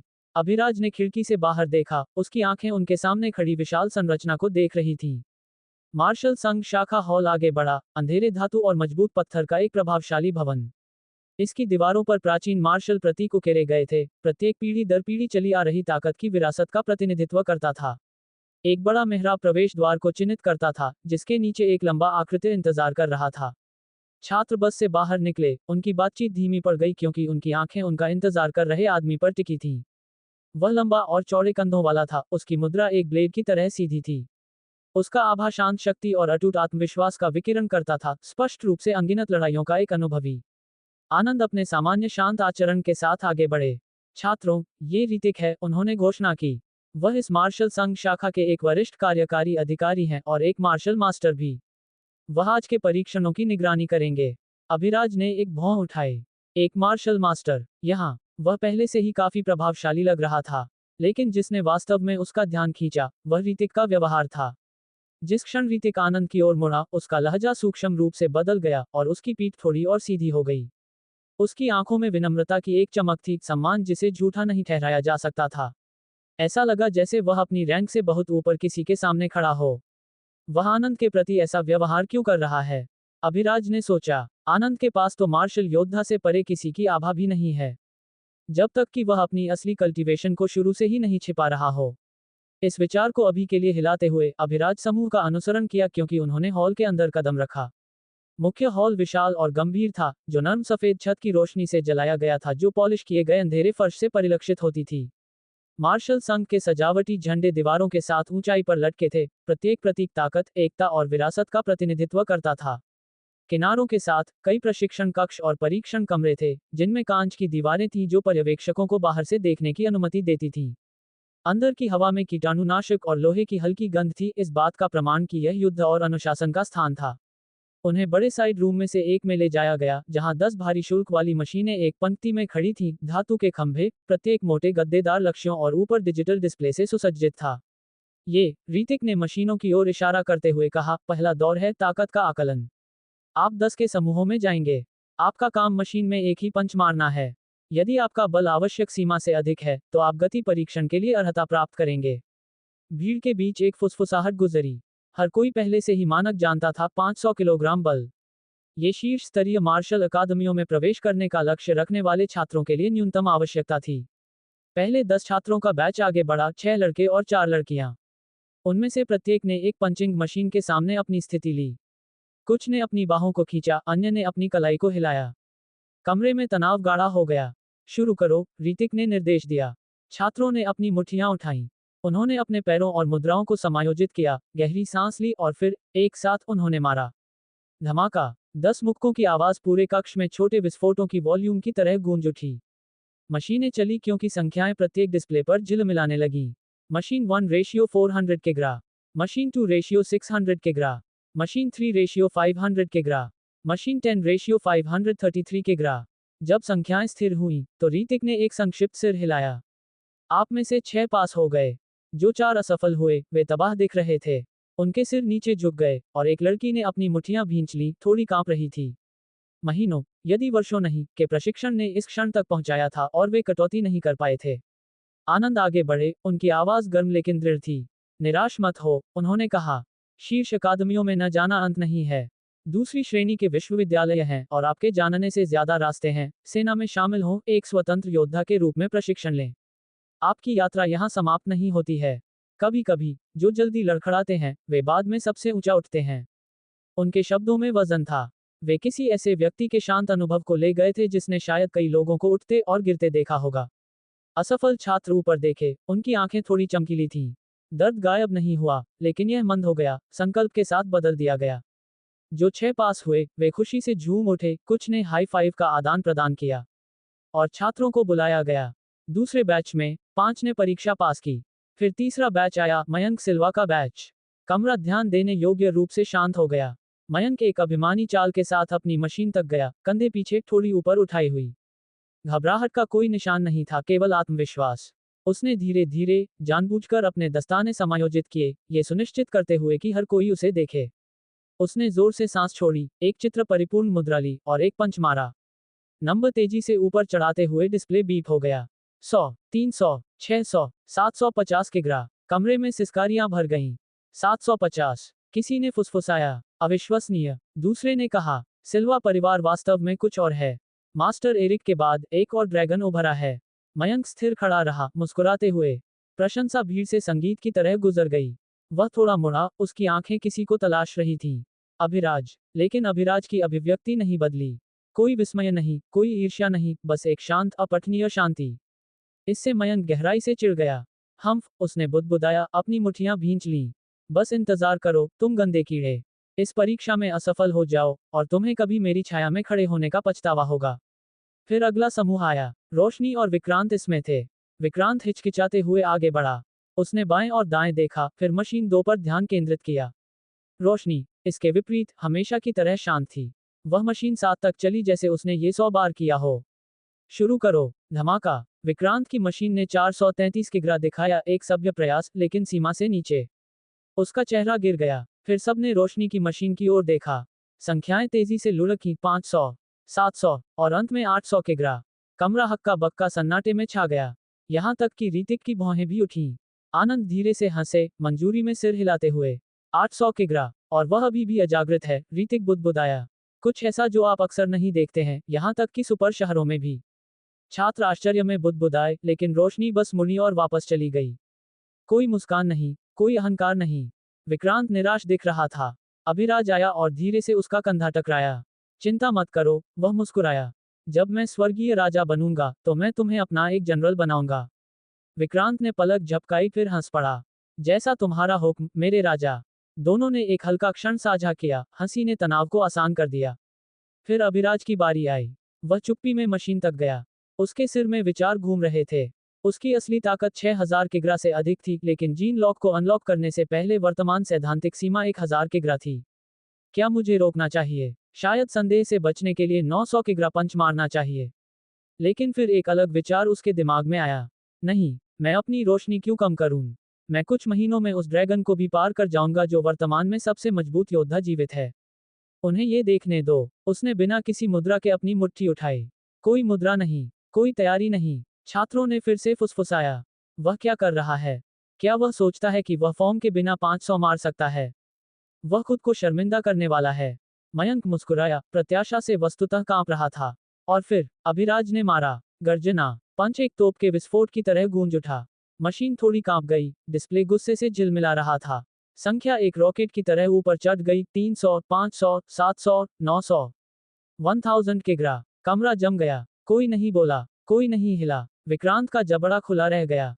रोशनी की आंखें, जो आमतौर पर शांत थीं, अविश्वास में चौड़ी हो गईं। मयंक, उसकी मुस्कान गायब हो गई। उसका चेहरा क्रोध और अविश्वास में मरोड़ गया। उसके भींचे हुए दांत श्रव्य रूप से पीस गए, जिससे घूरने लगे, लेकिन कोई सहानुभूति नहीं। क्योंकि उस पल में सभी आंखें अभिराज पर थीं। आनंद का शांत स्वभाव डगमगा गया। पहली बार वह वास्तव में हैरान दिखे। और ऋतिक, उसकी आंखें चमक उठीं। छात्र अभिराज, उन्होंने कहा, धीरे धीरे आगे बढ़ते हुए, वह असाधारण था। मैं कह सकता हूं कि कुछ सुपर शहरों में भी तुम्हारे जैसा कोई नहीं हो सकता है। उन्होंने एक हाथ बढ़ाया। तुम्हारा उज्ज्वल भविष्य है। मैं बारीकी से देखूंगा। आनंद उनके बगल में हंसे। बुरा नहीं है, बच्चे। अभिराज ने बस सिर हिलाया, हमेशा की तरह शांत। लेकिन दिल की गहराई में एक गर्म गर्व उसके सीने में हिल गया। उसने अपना निशान बना दिया था और अब कोई भी उसे नजरअंदाज नहीं कर सकता था। बाकी बैचों का अनुसरण किया गया, लेकिन उत्साह चरम पर था। जो कुछ हुआ था, उसे कोई भी छायांकित नहीं कर सकता था। अंत में 70 छात्रों ने ताकत परीक्षण पास किया। ऋतिक ने एक बार ताली बजाई, सबका ध्यान आकर्षित किया। ठीक है, आप में से जो पास हो गए, मेरे पीछे आओ। गति परीक्षण आगे आता है। बाकी 30, हालांकि निराश थे, कुचले नहीं गए थे। कई निर्धारित दिखे, आंखें पहले से ही कड़ी ट्रेनिंग के विचारों से जल रही थीं। और इसके साथ चुने हुए 70 छात्रों ने ऋतिक का अनुसरण हॉल में और गहराई तक किया। उनकी अगली चुनौती आगे इंतजार कर रही थी। अभिराज का उदय। परीक्षण सुविधा के अंदर का वातावरण तनावपूर्ण और भारी था, लगभग दम घोंटने वाला। 70 छात्र चुपचाप कतार में खड़े थे, उनकी आंखों में आशंका और प्रत्याशा की चमक थी। आज महज एक और परीक्षा नहीं थी, यह एक ऐसी परीक्षा थी जो उनके जीवन को हमेशा के लिए बदल सकती थी। इन युवा आशावानों के लिए गति परीक्षण पास करने का मतलब था आधिकारिक मार्शल प्रमाणन प्राप्त करना। इसे हाथ में लेकर वे शीर्ष स्तरीय विश्वविद्यालयों में आवेदन कर सकते थे या किसी मार्शल मंडप में शामिल होकर एक स्वतंत्र योद्धा के रूप में अपना मार्ग प्रशस्त कर सकते थे। ये केवल एक प्रतियोगिता नहीं थी, यह उनके भविष्य की कसौटी थी। ऋतिक सामने खड़े थे, उनकी नजर छात्रों पर घूम रही थी। उनका भाव अपठनीय था, लेकिन गंभीर मुखौटे के पीछे गर्व का एक निशान छिपा था। आपके सामने, उन्होंने हाथ से इशारा करते हुए कहा, 10 गति परीक्षण मशीनें हैं। पहले की तरह आप 10-10 के बैच में आगे बढ़ेंगे। प्रत्येक बैच अपनी बारी लेगा। केवल वे ही योग्य होंगे जो 25 मीटर प्रति सेकंड की निर्धारित गति को पूरा करते हैं या उससे अधिक प्राप्त करते हैं। पहले 10 छात्र घबराते हुए मशीनों के पास पहुंचे। जैसे ही उल्टी गिनती शुरू हुई और परीक्षण शुरू हुआ, कमरे में तेज कदमों की आवाज गूंज उठी। कुछ ही क्षणों बाद परिणाम स्क्रीनों पर चमक उठे। केवल 5 छात्र पास हुए। कमरे में सन्नाटा छा गया। संख्याएं शब्दों से ज्यादा जोर से बोल रही थी, यह आसान नहीं होने वाला था। एक के बाद एक बैच आगे बढ़ता गया। कुछ पास हुए, कुछ असफल। पृष्ठभूमि में घबराहट भरी फुसफुसाहट गूंज रही थी और तनाव केवल और बढ़ता गया। फिर मयंक के समूह की बारी आई। मयंक आगे बढ़ा, उसके चेहरे पर हमेशा की तरह अहंकार छाया हुआ था। हालांकि अंदर ही अंदर वह उपहास कर रहा था। वह आत्मविश्वास से परीक्षण में उतरा और 27 मीटर सेकंड की गति के साथ इसे पूरा किया, जो आवश्यक सीमा से काफी ऊपर था। डिस्प्ले परिणामों के साथ टिमटिमाया और भीड़ से कुछ आहें निकलीं। मयंक ने एक आत्मसंतुष्ट मुस्कान पहनी, जिसके बाद बिखरी हुई तालियां और प्रशंसा की फुसफुसाहट हुई। बेशक, ये वास्तविक नहीं था। कई छात्र कड़वे विचारों को दबा रहे थे, लेकिन किसी ने भी अपनी नाराजगी को आवाज देने की हिम्मत नहीं की। मयंक शक्तिशाली और प्रभावशाली था, उन विचारों को दबाए रखना ही बेहतर था। अगली बारी रोशनी की थी। हमेशा की तरह शांत, वह मशीन की ओर चली। एक हल्की सांस और शालीन चाल के साथ उसने अपना परीक्षण शुरू किया। 28 मीटर सेकंड। कमरे में एक चकित कर देने वाला सन्नाटा छा गया, जिसके बाद आहों और चिल्लाहट का एक कोरस आया। इस सारे शोर और प्रशंसा के बीच रोशनी शांत बनी रही। उसने जयकारों या उपहास पर कोई प्रतिक्रिया नहीं दी, उसका ध्यान कहीं और था। फिर यह अभिराज की बारी थी। वह धीरे धीरे आगे बढ़ा और एक गहरी सांस ली, उसकी नजर स्थिर थी। दूसरों के विपरीत अभिराज घबराया नहीं था। अपनी शारीरिक और आध्यात्मिक ऊर्जा दोनों को 6 अंकों तक बढ़ाने के साथ, यदि वह वास्तव में प्रयास करता तो वह आसानी से 40 मीटर सेकंड को पार कर सकता था। लेकिन उसने अपनी पूरी ताकत प्रकट न करने का फैसला किया था। उसे ध्यान चाहिए था, लेकिन वह डाइसेक्ट नहीं होना चाहता था। जैसे ही परीक्षण शुरू हुआ, अभिराज ने सटीकता के साथ दौड़ा, उसका रूप सहज और कुशल था। परिणाम चमका। 33 मीटर सेकंड। कमरा एक सन्नाटे में डूब गया। एक शब्द भी नहीं, एक सांस भी नहीं। केवल मशीनों की धीमी गूंज ही सुनी जा सकती थी। भले ही 25 मीटर सेकंड और 26 मीटर सेकंड के बीच का अंतर छोटा लग सकता है, मार्शल आर्ट की दुनिया में ऐसी छलांग के लिए मांसपेशियों और तंत्रिका तंत्र के प्रदर्शन में भारी वृद्धि की आवश्यकता होती है। कई छात्रों में 500 किलोग्राम से अधिक की ब्रूट स्ट्रेंथ थी, फिर भी वे 24.9 मीटर सेकंड पर अटके रहे और प्रमाणन में पूरी तरह से असफल रहे। लेकिन अभिराज ने 33 मीटर सेकंड हासिल किया था, यहां तक कि अपने जीन को अनलॉक किए बिना भी। ये राक्षसी था। मयंक का आत्मविश्वास भरा भाव एक कुरूप चीज में बदल गया। उसकी मुठ्ठियां अनैच्छिक रूप से भींच गईं और उसकी मुस्कान गायब हो गई। सवाल उसे अंदर ही अंदर खा रहे थे। उसकी श्रेष्ठता हिल गई महसूस हुई। इस बीच ऋतिक की आंखें ऐसे चमक उठी जैसे उन्हें अभी अभी एक चमकता हुआ सितारा मिला हो। वह अपनी खुशी छिपा नहीं सका। यह कोई साधारण छात्र नहीं था, यह एक पीढ़ी में एक बार होने वाला प्रतिभाशाली था। ऋतिक एक उत्सुक मुस्कान के साथ पास आए, उन्होंने अभिराज के कंधे पर हाथ रखा। अभिराज, तुम एक दुर्लभ प्रतिभा हो। वास्तव में दुर्लभ। हो सकता है कि सुपर आधार नगरों में तुम्हारे जैसे और भी हों, लेकिन मैंने यहाँ तुम्हारे जैसा कोई नहीं देखा है। यदि तुम कोई तत्व जागृत करते हो, तो मैं व्यक्तिगत रूप से तुम्हारे लिए एक इनाम तैयार करूंगा। शुभकामनाएं। अभिराज ने बस मुस्कुराया और सिर हिलाया। धन्यवाद, प्रशिक्षक ऋतिक। प्रोफेसर आनंद भी पास आए और अभिराज को अनुमोदन में सिर हिलाया। मैं तुम्हारे अगले प्रदर्शन की प्रतीक्षा कर रहा हूँ, बच्चे। रोशनी भी करीब आई। उसका लहजा नर्म और चिढ़ाने वाला बना रहा। अभिराज, मुझे नहीं पता था कि तुम इतना कुछ छुपा रहे थे। पता चला कि तुम एक सुपर जीनियस हो। तुमने इसे अच्छी तरह से छुपाया। तत्व परीक्षण के लिए शुभकामनाएं। अभिराज ने सिर हिलाया। शुक्रिया, और तुम्हें भी शुभकामनाएं। अंत में ऋतिक ने समूह को संबोधित करने के लिए वापस मुड़े। केवल 46 छात्र गति परीक्षण में पास हुए, उन्होंने घोषणा की। जो पास हुए, वे मेरे पीछे आओ। बाकी हिम्मत मत हारो। कड़ी मेहनत करो, अगली बार हमेशा आती है। चुने हुए 46 छात्र ऋतिक के पीछे एक दूसरे कमरे में गए, जो दूसरों से छोटा था। कक्ष के केंद्र में एक बड़ा क्रिस्टल खड़ा था, जो एक फुटबॉल के आकार का था, एक पारदर्शी कांच के पेडस्टल पर टिका हुआ था। क्रिस्टल रहस्यमय ऊर्जा के साथ हल्का सा धड़क रहा था, जिससे एक प्राचीन और शक्तिशाली आभा निकल रही थी। ऋतिक समूह की ओर मुड़े। ये, उन्होंने गंभीरता से कहा, तत्व जागरण क्रिस्टल है। एक एक करके आप आगे आएंगे और इस पर अपना हाथ रखेंगे। क्रिस्टल के सामने एक डिस्प्ले आपका परिणाम दिखाएगा। यदि आप में कोई तत्व अफिनिटी है, तो क्रिस्टल रोशन होगा और स्क्रीन आपके तत्व को इंगित करेगी। वह रुके और फिर जारी रखा, दुर्लभ मामलों में इस प्रक्रिया के दौरान एक आत्मा प्रतिभा जागृत हो सकती है। यदि आप एक जागृत करते हैं, तो आप इसे प्रकट करना चुन सकते हैं। संघ ऐसे व्यक्तियों को प्राथमिकता देता है और सुरक्षा और संसाधन प्रदान करता है। लेकिन यदि आप चाहें, तो आप इसे एक रहस्य रख सकते हैं। भीड़ में आहें फैल गईं। ऋतिक ने फिर अपनी आवाज थोड़ी ऊंची की। संघ द्वारा मान्यता प्राप्त 9 तत्व हैं: अग्नि, जल, धातु, वायु, पृथ्वी, प्रकाश, अंधकार, बर्फ और गरज। यदि आप इनमें से किसी एक को जागृत करते हैं, तो आपको एक संबंधी श्वास तकनीक दी जाएगी। इसके साथ आप ब्रह्मांडीय ऊर्जा को अवशोषित करने और अपने जीन को अनलॉक करने की प्रक्रिया शुरू करने में सक्षम होंगे। यदि आपके कोई प्रश्न हैं, तो अभी पूछें। एक नर्म आवाज ने चुप्पी तोड़ी। श्रीमान ऋतिक, मेरा एक सवाल है, रोशनी ने आगे बढ़ते हुए कहा। ऋतिक का कठोर भाव नर्म पड़ गया। आगे बढ़ो, रोशनी। उसने शांति से पूछा, क्या एक से अधिक तत्वों को जागृत करना संभव है? और यदि कोई ऐसा करता है, तो क्या उन्हें हर संबंधित श्वास तकनीक को समान रूप से विकसित करना होगा? ऋतिक पलके झपकाए, उसके प्रश्न की गहराई से हैरान थे। उत्कृष्ट प्रश्न, उन्होंने प्रशंसा की। हाँ, एकाधिक तत्व जागरण के दुर्लभ मामले हैं, लेकिन उन सभी को विकसित करना आवश्यक नहीं है। आप सिर्फ एक तत्व पर ध्यान केंद्रित करना चुन सकते हैं। हालांकि यदि आप कई तकनीकों को विकसित करना चुनते हैं, तो आपको भविष्य में आगे बढ़ने के लिए उन्हें समान रूप से विकसित करना होगा। वह रास्ता धीमा और अधिक मांग वाला है। यह आपको अनिवार्य रूप से मजबूत नहीं बनाता है, लेकिन यह आपको युद्ध में अधिक उपकरण देता है।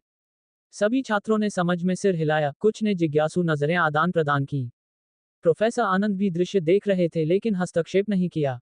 ऋतिक ने ताली बजाई। बहुत अच्छा, अब जागरण शुरू होगा। जब आप क्रिस्टल को छुएंगे, तो आप एक अजीब बल को अपने शरीर में प्रवेश करते हुए महसूस करेंगे। यदि आप में कोई तत्व अफिनिटी है, तो बल आपको आपके हृदय के इंटरवेंट्रिकुलर झिल्ली के अंदर एक कोर तक मार्गदर्शन करेगा। वह कोर तत्व नाभिक है। एक बार सक्रिय होने पर आपको एक अर्ध योद्धा के रूप में मान्यता दी जाएगी। कमरे में एक बिजली के कट की तरह उत्साह गूंज उठा। आपके तत्व से बंधी श्वास तकनीक के साथ आप ब्रह्मांडीय ऊर्जा को अवशोषित करेंगे और अपने पहले जीन लॉक को अनलॉक करने की प्रक्रिया शुरू करेंगे। तब से आप वास्तव में मार्शल खेती के मार्ग पर कदम रखेंगे। वह रुके, अपने शब्दों के वजन को जमने दिया। ये हमारे ग्रह पर हर व्यक्ति का सपना है, एक योद्धा बनना। और अब आप दहलीज पर खड़े हैं। यहाँ तक कि अभिराज, जिसने पहले असाधारण का अनुभव किया था, अपने खून को दौड़ते हुए महसूस कर सकता था। उसके सीने में उसकी दिल की धड़कन गरज रही थी। क्या वह कोई तत्व जागृत करेगा? यदि हाँ, तो कौन सा? क्या उसके पास एक से अधिक हो सकते हैं? क्या उसकी आत्मा प्रतिभा प्रकट होगी? क्या उसे इसे छिपाना चाहिए? या सुर्खियों को गले लगाना चाहिए? उसके दिमाग में विचारों का तूफान उमड़ पड़ा, लेकिन उसका चेहरा शांत बना रहा। फिर ऋतिक ने एक हाथ उठाया। शुरू करो। जागरण कक्ष एक घबराहट भरे तनाव के साथ गूंज रहा था जो सभी के सीने पर एक वजन की तरह दबाव डाल रहा था। 46 छात्र तनावपूर्ण चुप्पी में खड़े थे, उनकी आंखें कमरे के केंद्र में एक बेदाग कांच के पेडस्टल पर टिके फुटबॉल के आकार के क्रिस्टल पर टिकी थी। क्रिस्टल हल्के सा धड़क रहा था, जैसे कोई सोता हुआ दिल जागने का इंतजार कर रहा हो। ऋतिक की आवाज गूंज उठी, शांत लेकिन आधिकारिक। एक एक करके आगे बढ़ो और क्रिस्टल पर अपने हाथ रखो। यदि आप में कोई तत्व अफिनिटी है, तो क्रिस्टल रोशन होगा और डिस्प्ले आपका तत्व दिखाएगा। एक छोटा मौका भी है, बहुत दुर्लभ, कि आप एक आत्मा प्रतिभा जागृत कर सकते हैं। यदि आप ऐसा करते हैं, तो आप इसे प्रकट करना या एक रहस्य रखना चुन सकते हैं। चुनाव आपका है। संघ आपको उसी के अनुसार सुरक्षा और पोषण देगा। इसके साथ प्रक्रिया शुरू हुई। पहला छात्र समर था, एक भूरी त्वचा वाला सुंदर लड़का जो स्कूल में अच्छी तरह से जाना जाता था। वह लोकप्रिय, आत्मविश्वासी था और एक प्रमुख परिवार से आया था। जैसे ही वह आगे बढ़ा, उसकी इतराहट फीकी पड़ गई थी, जिसकी जगह घबराहट भरे संकल्प ने ले ली थी। उसने क्रिस्टल पर दोनों हाथ रखे और सन्नाटे ने कमरे को जकड़ लिया। एक पल बीता, फिर क्रिस्टल से प्रकाश फूट पड़ा, हरा, हवा में झिलमिलाती हुई उज्ज्वल, स्वीपिंग वेव्स। समर की आंखें खुल गईं, उत्साह से कांप रही थीं। उसने टकटकी लगाकर डिस्प्ले को देखा। वायु तत्व, एक अकेला शब्द, फिर भी इसका मतलब सब कुछ था। समर ने अपना सिर पीछे फेंक दिया और हंसा, शुद्ध खुशी और राहत का एक रिहाई। हाँ, वह चिल्लाया। उसके चारों ओर फुसफुसाहट एक ज्वार की तरह उठी। कुछ लड़कियां प्रशंसा के साथ उसे घूर रही थीं, उनकी आंखें चमक रही थीं। कुछ लड़कों ने उसकी पीठ थपथपाई, बधाई दी। ऋतिक एक दुर्लभ मुस्कान के साथ आगे बढ़े। शाबाश, समर, तुम मानवता के भविष्य के स्तंभ हो। वहां खड़े हो जाओ। परीक्षण के बाद, तुम्हें तुम्हारी वायु तत्व श्वास तकनीक प्राप्त होगी। समर ने गर्व से सिर हिलाया, उसका आत्मविश्वास पहले से कहीं ज्यादा बढ़ गया था। एक के बाद एक छात्र आगे बढ़े। कुछ सफल रहे, उनकी खुशी बारिश के बाद धूप की तरह कमरे को भर रही थी। लेकिन हर कोई इतना भाग्यशाली नहीं था। असफलताओं के बाद रोना और आहें आईं। जिन्होंने कोई तत्व जागृत नहीं किया, वे आंसू में फूट पड़े, उनकी उम्मीदें सूखी रेत की तरह ढह गईं। मार्शल योद्धाओं के रूप में उनकी यात्रा शुरू होने से पहले ही समाप्त हो गई थी। प्रोफेसर आनंद आगे बढ़े, आवाज स्थिर थी। आप में से जो लोग जागृत नहीं कर सके, निराश न हो। आप अभी भी सिविल पदों में सेवा कर सकते हैं। मानवता के हर योगदान में सम्मान है। यह आपके लिए अंत नहीं है। उन्होंने और नहीं कहा। कोई शब्द नहीं थे जो सपने के फिसलने के डंक को नरम कर सकें। फिर मयंक आगे बढ़ा। उसका चेहरा आत्मसंतुष्ट था, उसकी आंखें अहंकार से जल रही थीं। उसने क्रिस्टल पर अपने हाथ रखे, और तुरंत यह एक भयंकर लाल लौ के साथ भड़क उठा। हवा गर्म हो गई, और भीड़ में एक तेज आह फैल गई। अग्नि तत्व, मयंक ने एक विजेता की तरह हंसते हुए, विजय में अपनी भुजाएं ऊपर उठाईं। उसकी नजर तुरंत अभिराज पर पड़ी, उसकी आंखों में जहर टिमटिमा रहा था। उसका भाव भड़काऊ था, अभिराज को उससे मेल खाने की चुनौती दे रहा था। अभिराज ने उसकी ओर देखा भी नहीं। ऋतिक आगे आए, सिर हिलाते हुए। मास्टर एरिक का अब एक योग्य उत्तराधिकारी है। युवा, लगन से अभ्यास करो। अपने दादाजी को गौरवान्वित करो। मयंक प्रशंसा में बास्किंग था, भीड़ उसके अहंकार को खिला रही थी। अब वह एक सच्चे मार्शल योद्धा बनने से सिर्फ एक सांस दूर था। अगली बारी रोशनी की थी। वह एक शांत कृपा के साथ आगे बढ़ी जिसने कमरे को शांत कर दिया। उसकी नर्म हथेली ने क्रिस्टल को छुआ। सेकंडों में, उसके चारों ओर ठंडी हवा घूम गई, फर्श के किनारे पाला कुंडली मार गया। बर्फ तत्व, आहें गूंज उठीं, लेकिन कुछ और हो रहा था। रोशनी की आंखें एक अजीब रोशनी के साथ टिमटिमा उठीं। उसके शांत चेहरे ने एक अपरिचित लेकिन शक्तिशाली अनुभूति के रूप में आश्चर्य की एक चमक को धोखा दिया। उसके अंदर कुछ जाग रहा था, सिर्फ एक तत्व से कहीं ज्यादा कुछ। एक पल बाद, वह समझ गई। एक आत्मा प्रतिभा, एक जानकारी उसके दिमाग में आई, बर्फ डोमेन। वह अब अपने चारों ओर ठंडी जगह के 10 मीटर के दायरे को नियंत्रित कर सकती थी, उसका डोमेन। और ये तो बस शुरुआत थी। जैसे जैसे वह मजबूत होती गई, डोमेन उसके साथ विकसित होता गया। उसने अपनी आंखें खोली और मुस्कुराए। ये पहली बार था जब किसी ने उसे इतनी वास्तविक रूप से मुस्कुराते हुए देखा था। यहाँ तक कि जो छात्र सफल हो गए थे, उन्होंने भी ऊपर देखा, मोहित हो गए। उसकी सुंदरता, कृपा और शक्ति, वह अब केवल एक स्कूल फूल नहीं थी। वह कुछ और थी, कुछ अछूत। रोशनी प्रोफेसर आनंद के पास पहुंची। उसकी आवाज स्थिर थी। सर, मैंने एक आत्मा प्रतिभा जागृत की है। शब्द गड़गड़ाहट की तरह लगे। यहाँ तक कि अभिराज की आंखें भी अविश्वास में चौड़ी हो गईं। उसने एक आत्मा प्रतिभा जागृत की। अविश्वसनीय। मयंक का चेहरा और लालच के साथ मुड़ गया। अगर मैं अब उसके साथ खड़ा हो सकता हूँ, दादाजी निश्चित रूप से अनुमोदन करेंगे।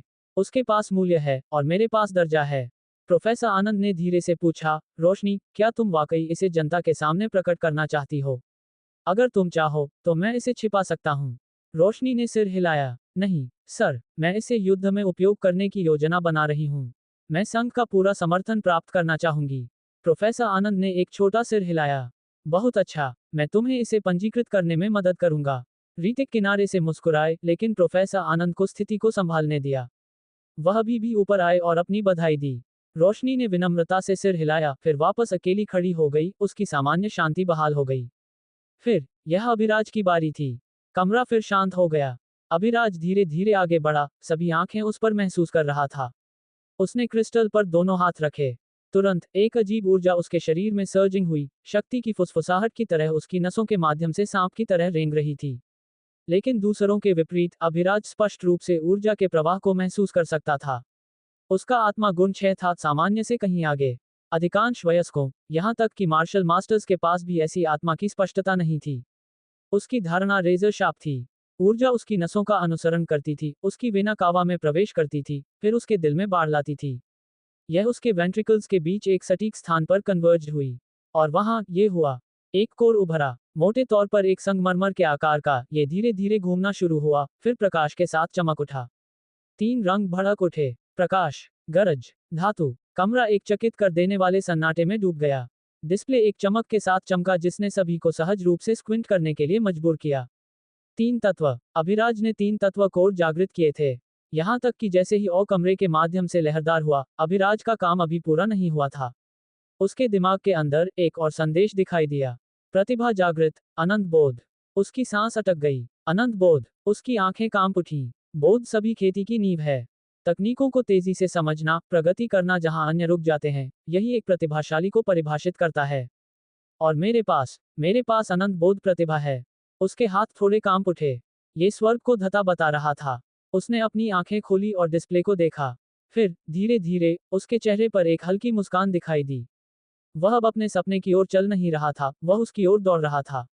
ऋतिक पहले बोलने वाले थे, आवाज उत्साह के साथ जीवंत थी। अभिराज, बधाई हो। 3 तत्व, तुम वास्तव में एक प्रतिभाशाली हो। अब मुझे बताओ तुम किस तत्व पर ध्यान केंद्रित करना चाहते हो? अभिराज ने ऋतिक से प्रोफेसर आनंद की ओर देखा। सर, क्या मुझे वास्तव में सिर्फ एक चुनना होगा? क्या मैं तीनों की खेती कर सकता हूँ? प्रोफेसर आनंद पलके झपकाए, अचंभित हो गए। अभिराज, क्या तुमने हमारी बात नहीं सुनी? कई तत्वों की खेती से तुम्हारा ध्यान बढ़ जाएगा। तुम्हारी उन्नति 3 गुना धीमी हो जाएगी। ये तुम्हारी प्रगति को स्थायी रूप से रोक सकता है। क्या तुम निश्चित हो? अभिराज ने जोर दिया। एक श्वास तकनीक में महारत हासिल करने और पहले जीन को अनलॉक करने में सामान्य रूप से कितना समय लगता है? प्रोफेसर आनंद ने अपनी ठोड़ी रगड़ी। सामान्य रूप से 2 महीने। एक प्रतिभाशाली को कम समय लग सकता है। मैंने सुना है कि सुपर शहरों में शीर्ष प्रतिभाएं इसे 15 दिनों में कर सकती हैं। लेकिन ये समझ पर निर्भर करता है। बोध पर। अभिराज थोड़ा मुस्कुराया। तो मैं उन सभी की खेती करूंगा। कमरे में आहें भर गईं। ऋतिक अपनी जगह पर जम गए।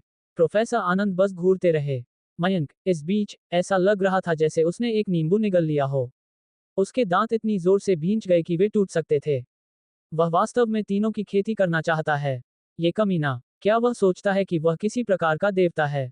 फिर उसने उपहास किया। ठीक है, अपना समय बर्बाद करो, अभिराज। मैं कदम दर कदम आगे बढ़ूंगा, जबकि तुम खुद को पतला खींचोगे।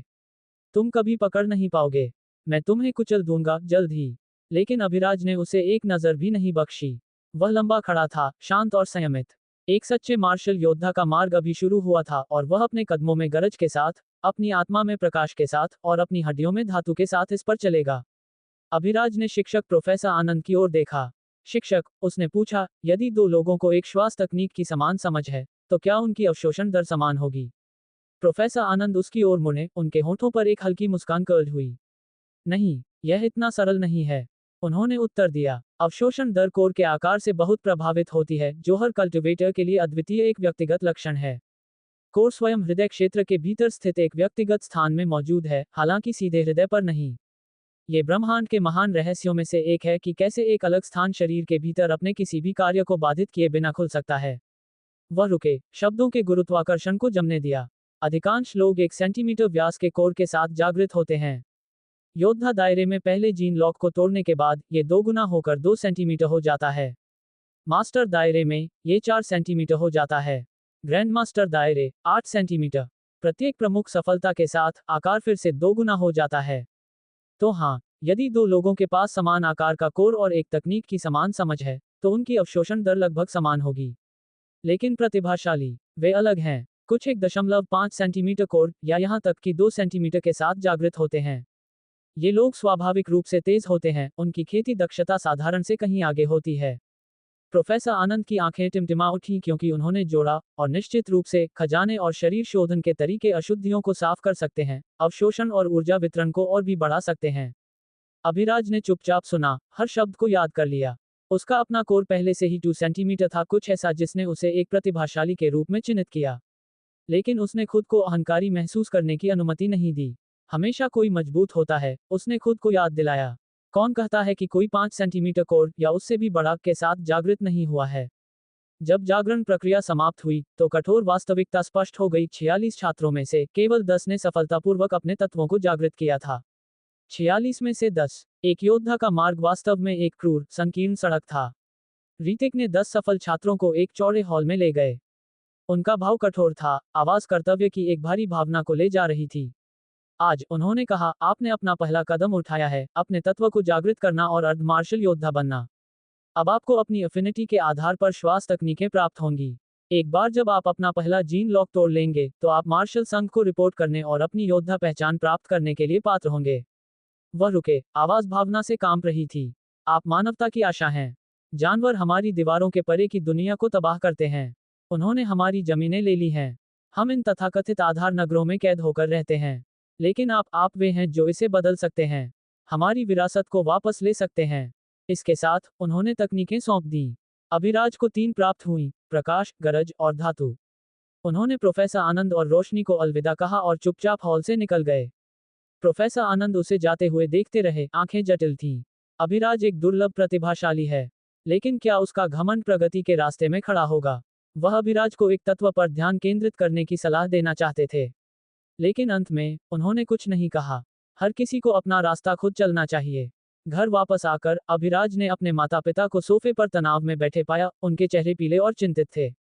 उन्हें अभी तक परिणाम नहीं पता थे। उसने उन्हें आश्चर्यचकित करने के लिए इसे गुप्त रखा था। नंदिनी ने उसे देखते ही उसकी ओर दौड़ लगाई। बेटा, कैसा रहा? उसने धीरे से पूछा। उसकी आंखें चिंता से भरी थीं। भले ही तुमने कुछ भी जागृत न किया हो, तुम्हारे पिता और मुझे हमेशा तुम पर गर्व रहेगा और हम तुम्हें एक ऐसा जीवन देंगे जिसका तुम आनंद ले सको। अश्विन उसके बगल में खड़े थे, चुप लेकिन मजबूत। उनकी आंखें अटूट समर्थन की गर्मी विकीर्ण कर रही थी, जैसे कह रही हो, तुम्हारा बुरा आदमी अभी मरा नहीं है। देखभाल के उस साधारण प्रदर्शन ने अभिराज को जोर से मारा। अपने पिछले जीवन में किसी ने भी उसे इस तरह नहीं देखा था। किसी ने भी उसके लिए इंतजार नहीं किया था। चिंतित, परेशान, प्यार करने वाला। उसकी आंख के कोने में एक आंसू बन गया, लेकिन उसने उसे पोंछ दिया और चंचल रूप से मुस्कुराया। आप दोनों अपने इस सुंदर बेटे को कम कैसे आंक सकते हैं? क्या आपको वाकई लगता है कि मैं असफल हो सकता हूं? उसने प्रमाण पत्र सौंप दिया। अश्विन ने कागज लिया। उनकी आंखें जल्दी से इसे स्कैन कर रही थीं।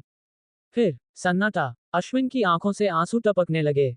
उनके कठोर हाथों ने प्रमाण पत्र को ऐसे पकड़ रखा था जैसे वह दुनिया की सबसे कीमती कलाकृति हो। अभिराज का दिल मुड़ गया। पिताजी, क्या मैंने कुछ गलत किया? आप रो क्यों रहे हैं? अश्विन ने ऊपर देखा, आंखें भावना से भरी थीं, और अभिराज को एक कसकर गले लगाया। तुमने कुछ गलत नहीं किया। मैं रो रहा हूं क्योंकि मैं खुश हूं। इतना खुश हूं कि मैं इसे रोक नहीं सका। नंदिनी भी उनके बगल में चुपचाप रोई। वे एक शांत गले में एक दूसरे को पकड़े रहे, एक ऐसा जो शब्दों के लिए बहुत गहरा था। अश्विन और नंदिनी के दिलों में रहस्य दबे थे, ऐसी चीजें जो अभिराज को अभी तक नहीं पता थीं। उन दोनों में कोई तत्व अफिनिटी नहीं थी। उन्होंने कभी सपने में भी नहीं सोचा था कि उनके परिवार में एक योद्धा का जन्म होगा। लेकिन अब वह सपना सच हो गया था। आशा आखिरकार अश्विन और नंदिनी द्वारा देखी गई थी। चलो जश्न मनाते हैं, अश्विन ने अंत में कांपती आवाज में कहा। नंदिनी मुस्कुराई और रसोई में चली गई। खाने की मेज पर बैठे अश्विन ने अपने बेटे को देखा। अब जब तुम एक अर्ध योद्धा हो, आगे क्या? अभिराज ने एक पल के लिए सोचा। विश्वविद्यालय प्रवेश परीक्षा तक 20 दिन हैं। मैं पहले खेती करूंगा। अगर मैं उससे पहले एक योद्धा बन सकता हूं, तो मैं एक बल में शामिल हो जाऊंगा और एक पूर्णकालिक योद्धा बन जाऊंगा। अगर नहीं, तो मैं परीक्षा में बैठूंगा। पिताजी, आप क्या सोचते हैं? अश्विन ने धीरे धीरे सिर हिलाया। वह एक योद्धा नहीं थे, लेकिन वह काफी समझते थे। 20 दिनों में एक पूर्ण योद्धा बनना लगभग असंभव था। लेकिन यह उनका बेटा था। और उस परिवार का खून भी उसकी नसों में दौड़ता था। शायद उसके पास 20 दिनों में एक योद्धा बनने का मौका था। मैं तुम्हारा समर्थन करूंगा चाहे कुछ भी हो, उन्होंने दृढ़ता से कहा। अभिराज की मुस्कान चौड़ी हो गई। तो ये तय हो गया है।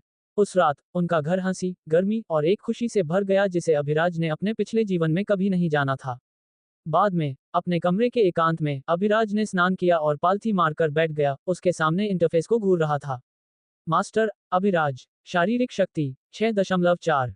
आत्मा 6.4। प्रतिभा अनंत बोध। उसकी आंखें चौड़ी हो गईं। एक नई प्रविष्टि दिखाई दी थी। प्रतिभा अनंत बोध। चलो इसे आजमाते हैं। उसने अपने माइक्रो कंप्यूटर में 3 पेन ड्राइव डाली और उन्हें खोला। एक एक करके उसने श्वास तकनीकों का अध्ययन करना शुरू कर दिया। प्रकाश से शुरू करते हुए उसने अपनी आंखें बंद कर ली और विधि का पालन किया। अचानक डिंग, बेसिक प्रकाश तत्व श्वास तकनीक का पता चला। समझें। वह पलके झपकाए, स्तब्ध रह गया। क्या यह ऐसे किया जा सकता है? हाँ, उसने अपने दिल में कहा। अनंत बोध ट्रिगर हुआ। आदिम प्रकाश श्वास तकनीक समझ ली गई। आदिम। उसकी आंखें चौड़ी हो गईं। उसने तकनीक को सक्रिय किया और तुरंत प्रकाश तत्व ऊर्जा की एक भयानक मात्रा उसके शरीर में बाढ़ ला दी।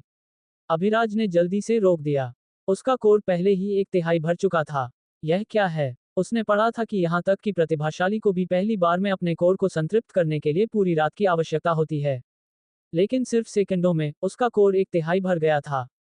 उसने गरज तकनीक को आजमाया। डिंग, आदिम गरज श्वास तकनीक समझ ली गई। उसका कोर 2/3 भरा हुआ। फिर धातु तकनीक। डिंग, आदिम धातु श्वास तकनीक समझ ली गई। उसका कोर पूरी तरह से संतृप्त। एक और प्रॉम्प्ट दिखाई दिया। 3 श्वास तकनीकों का पता चला।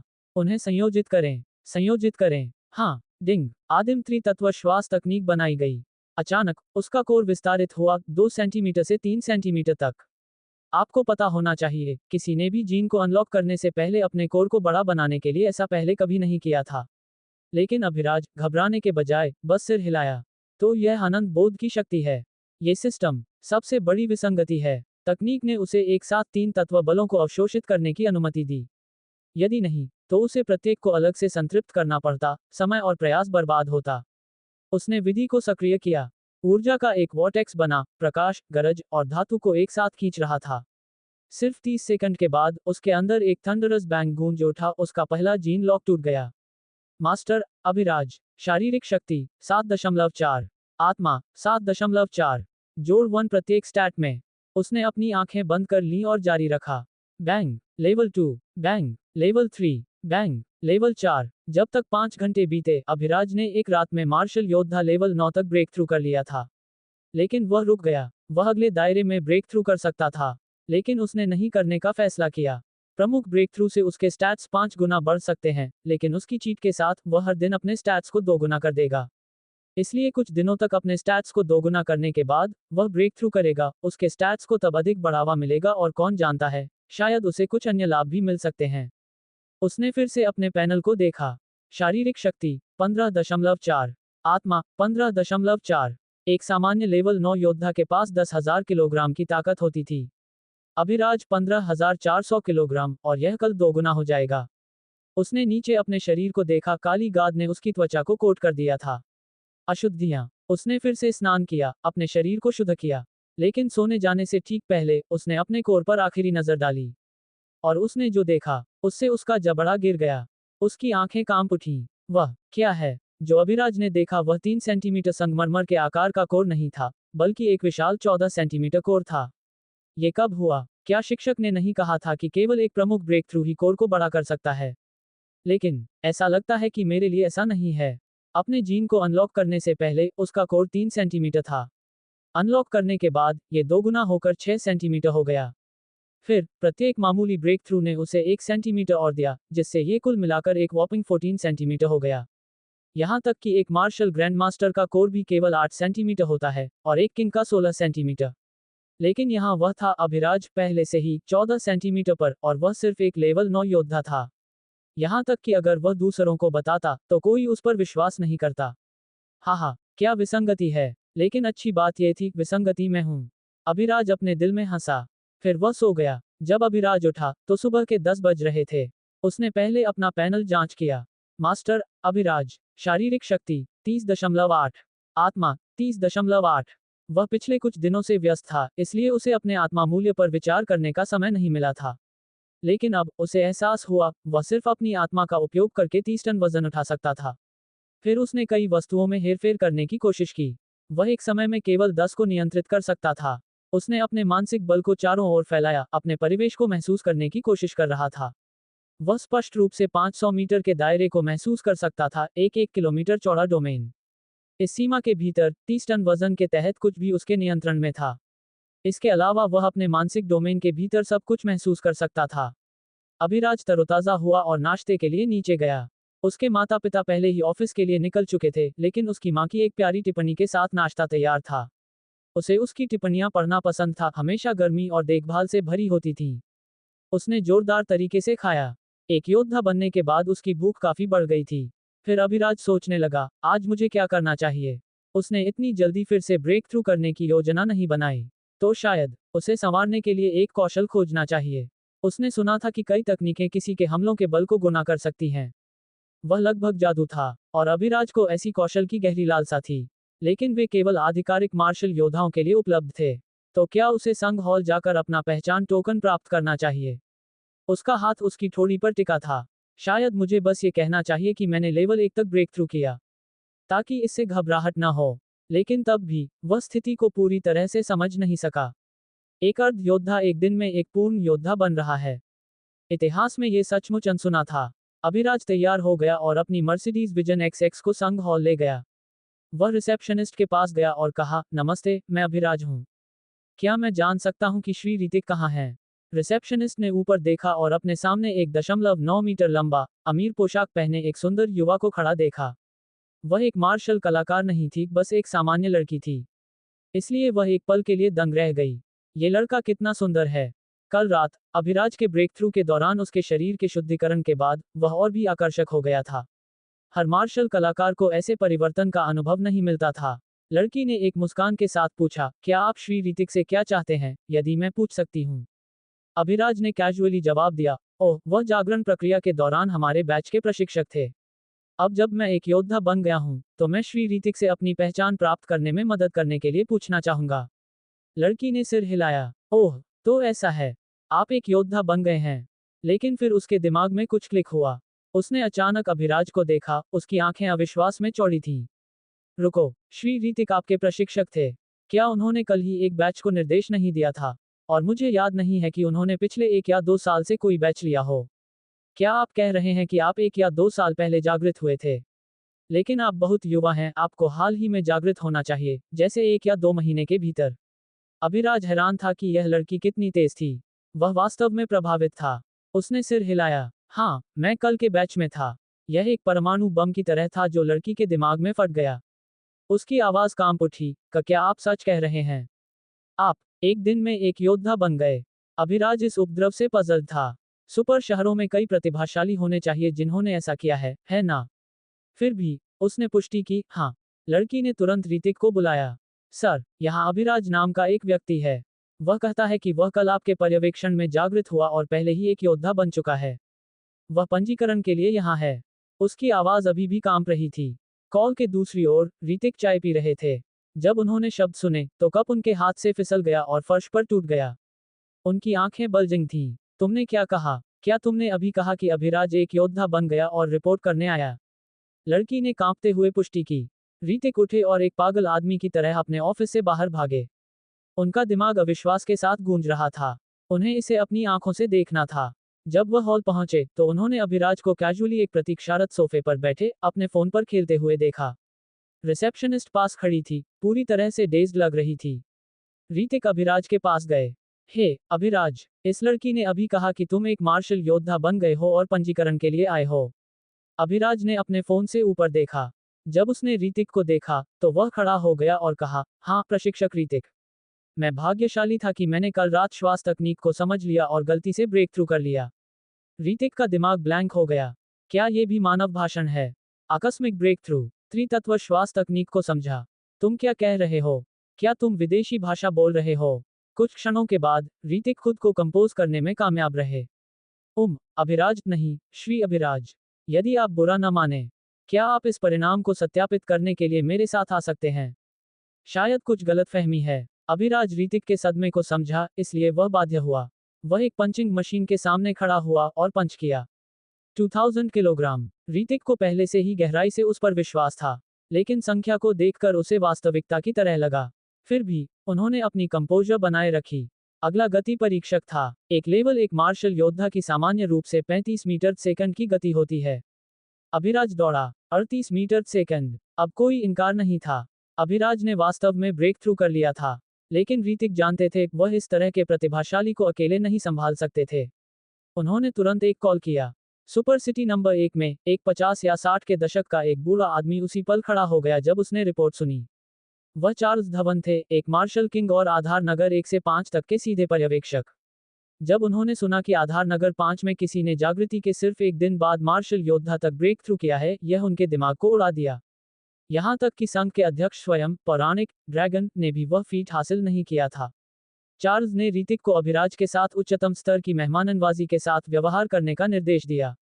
वह 5 घंटे में पहुंचेंगे और तुरंत यात्रा के लिए एक फाइटर प्लेन बुक किया। इस बीच आधार नगर 5 में अभिराज ने ऋतिक को संदेह से देखा। यह आदमी इतना अजीब क्यों व्यवहार कर रहा है? कहीं यह एक विकृत तो नहीं है? अभिराज आगे नहीं सोच सका। अभिराज की बेचैनी देखकर ऋतिक अपनी इंद्रियों पर वापस आ गए। उन्होंने ऑकवर्डली अपना सिर खुजलाया और कहा, अभिराज नहीं, श्री अभिराज। हमारे पर्यवेक्षक 5 घंटे में आधार नगर आ रहे हैं। उन्होंने आपसे व्यक्तिगत रूप से मिलने के लिए कहा है। आप क्या सोचते हैं? अभिराज दंग रह गया। एक पर्यवेक्षक स्तर का व्यक्ति। इसका मतलब था कम से कम एक मार्शल ग्रैंडमास्टर, संभवतः एक किंग।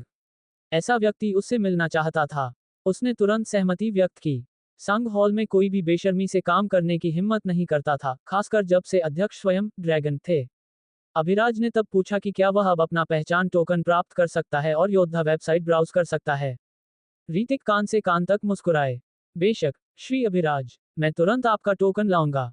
कृपया एक पल प्रतीक्षा करें। अभिराज सोफे पर इंतजार कर रहा था। 20 मिनट बाद ऋतिक एक काले कार्ड के साथ लौटे। अभिराज का आधिकारिक मार्शल योद्धा पहचान टोकन। अभिराज ने अपनी कलाई पर माइक्रो कंप्यूटर खोला और मार्शल संघ वेबसाइट में लॉग इन किया।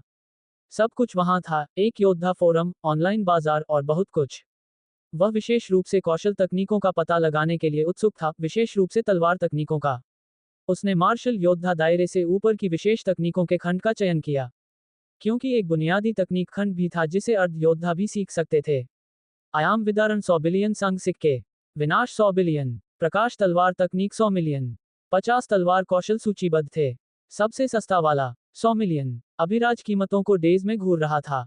100 बिलियन, यह क्या बकवास है? यहाँ तक कि मेरा परिवार, हालांकि वेल ऑफ, की कुल शुद्ध संपत्ति 100 मिलियन से कम है और इसमें निवेश, दांव, घर, जमीन, तरल पैसा शामिल है। और यहाँ सबसे सस्ती तकनीक 100 मिलियन है। मैं इसे कैसे खरीदूं? वह स्लम्प हो गया। इतना उदासीन। अभिराज वहां बैठा, उदासीन। उसने खुद से सोचा, शायद मुझे पहले बुनियादी तलवार तकनीक खरीदनी चाहिए जिसके साथ गड़बड़ी करनी है। जब मेरे पास पर्याप्त पैसा होगा तो मैं उन विशेष तकनीकों को प्राप्त करूंगा। ऋतिक पास खड़े थे, बढ़ती चिंता के साथ देख रहे थे।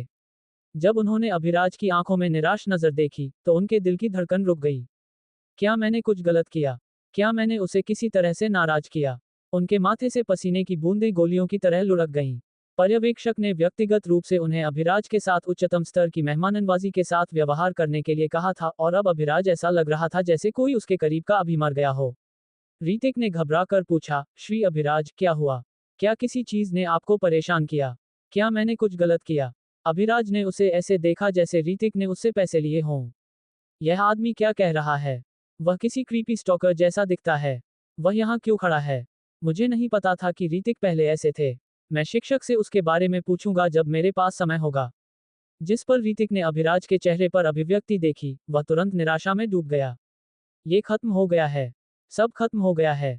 पर्यवेक्षक चार्ल्स मुझे जिंदा खाल उतार देंगे। उन्होंने बड़बड़ाया, फिर एक भारी थड़ के साथ सोफे पर गिर गए। अभिराज ऋतिक को ठीक अपने बगल में बैठे देखकर चौंक गया था, इतना करीब कि उसकी त्वचा सिकुड़ गई। उसके बाल खड़े हो गए, उसके हाथों पर गूज़बम्स आ गए। लानत है, यह आदमी वास्तव में एक विकृत है। मैं रोशनी से उससे दूर रहने के लिए कहूंगा। नहीं, मैं उसे फिर कभी उसके संपर्क में नहीं आने दूंगा। उसने स्नॉटेड किया और अचानक खड़ा हो गया। हॉल छोड़ने से पहले अभिराज ने ठंडे स्वर में कहा, यदि पर्यवेक्षक आते हैं तो मुझे बुलाना। मुझे कुछ काम है, इसलिए मैं खुद को माफ करूंगा। फिर वह जल्दी से निकल गया। लेकिन रीतिक ने पूरे वाक्य को सुना भी नहीं था। उन्होंने केवल सुना कि अभिराज जा रहा था उनकी वजह से।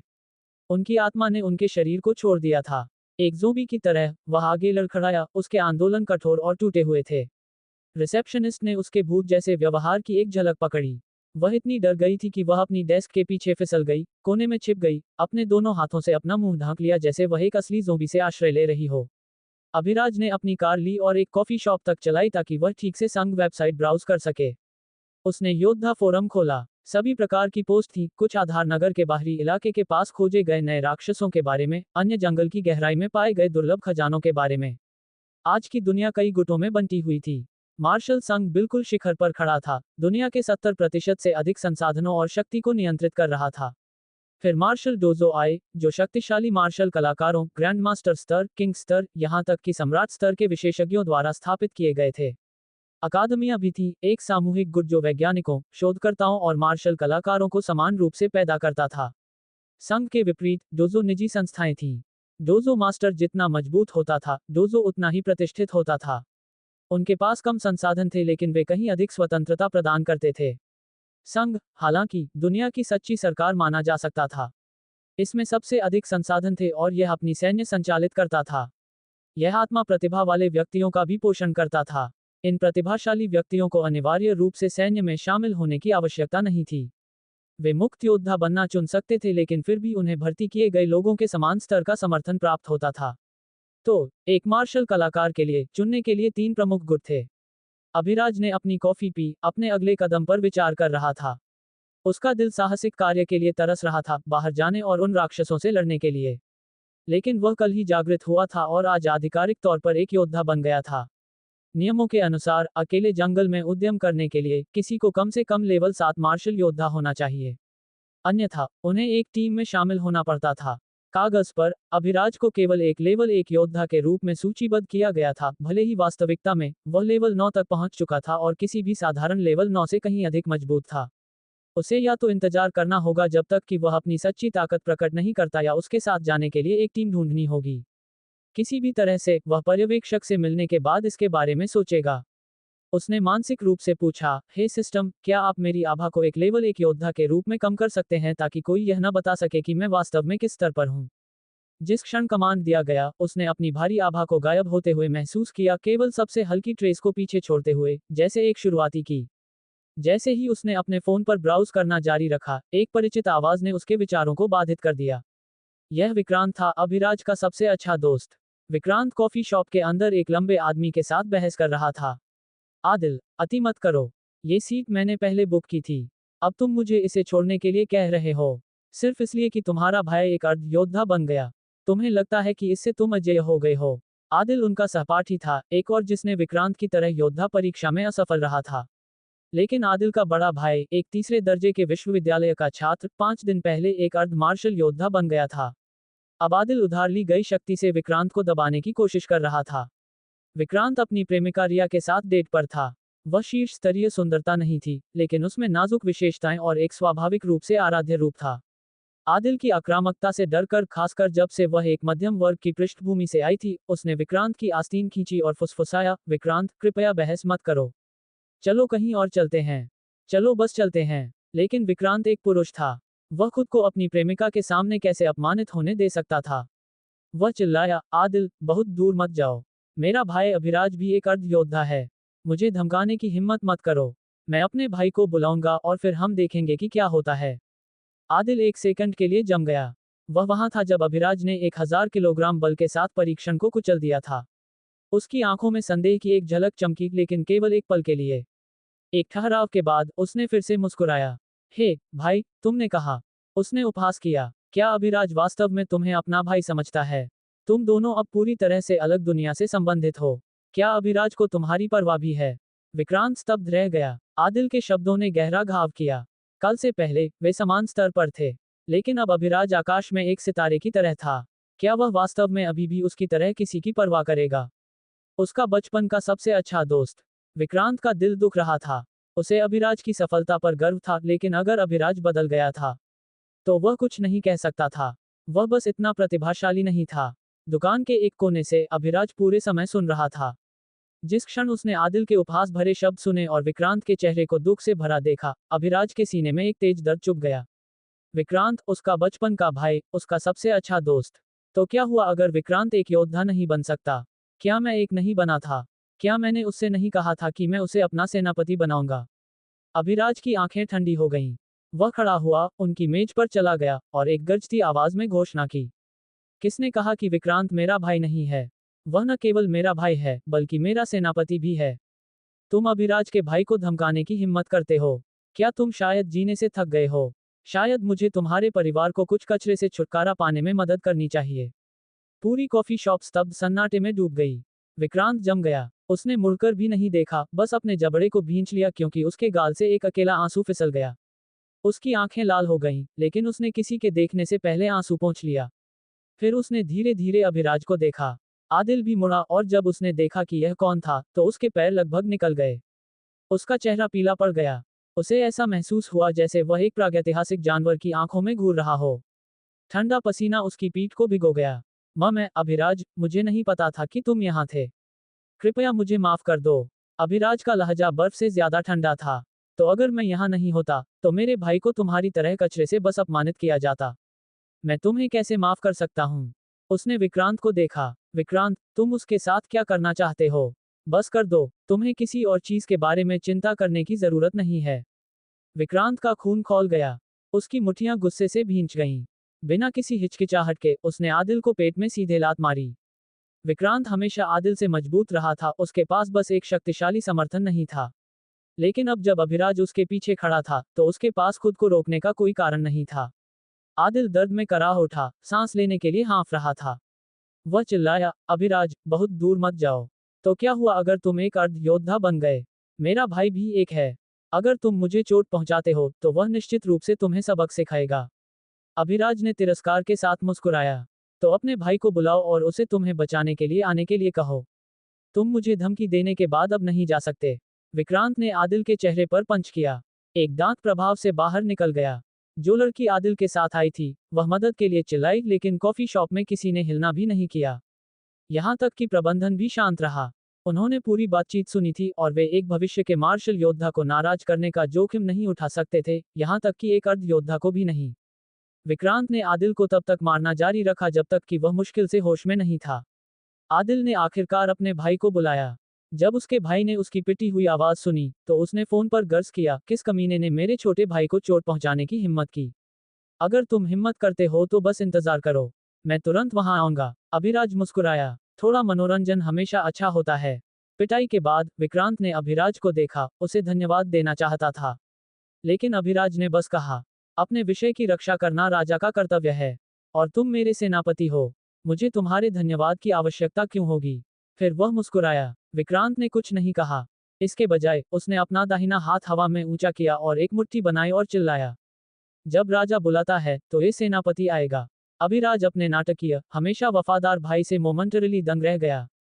फिर वह रिया की ओर मुड़ा, उसे एक गर्म मुस्कान दी और कहा, मुझे इतनी सुंदर भाभी ढूंढने के लिए बधाई। रिया शर्मा गई और विक्रांत के बगल में शर्मीले ढंग से अपना सिर नीचे कर लिया। फिर उसने झुककर धीरे से कहा, धन्यवाद अभिराज। अभिराज ने एक मुस्कान के साथ जवाब दिया, इसका उल्लेख न करें। वह मेरा भाई है और तुम मेरी भाभी हो। परिवार में धन्यवाद की कोई आवश्यकता नहीं है। ये थी आज की कहानी नॉवल ऑफ वर्ल्ड से। मिलते हैं नेक्स्ट एपिसोड में।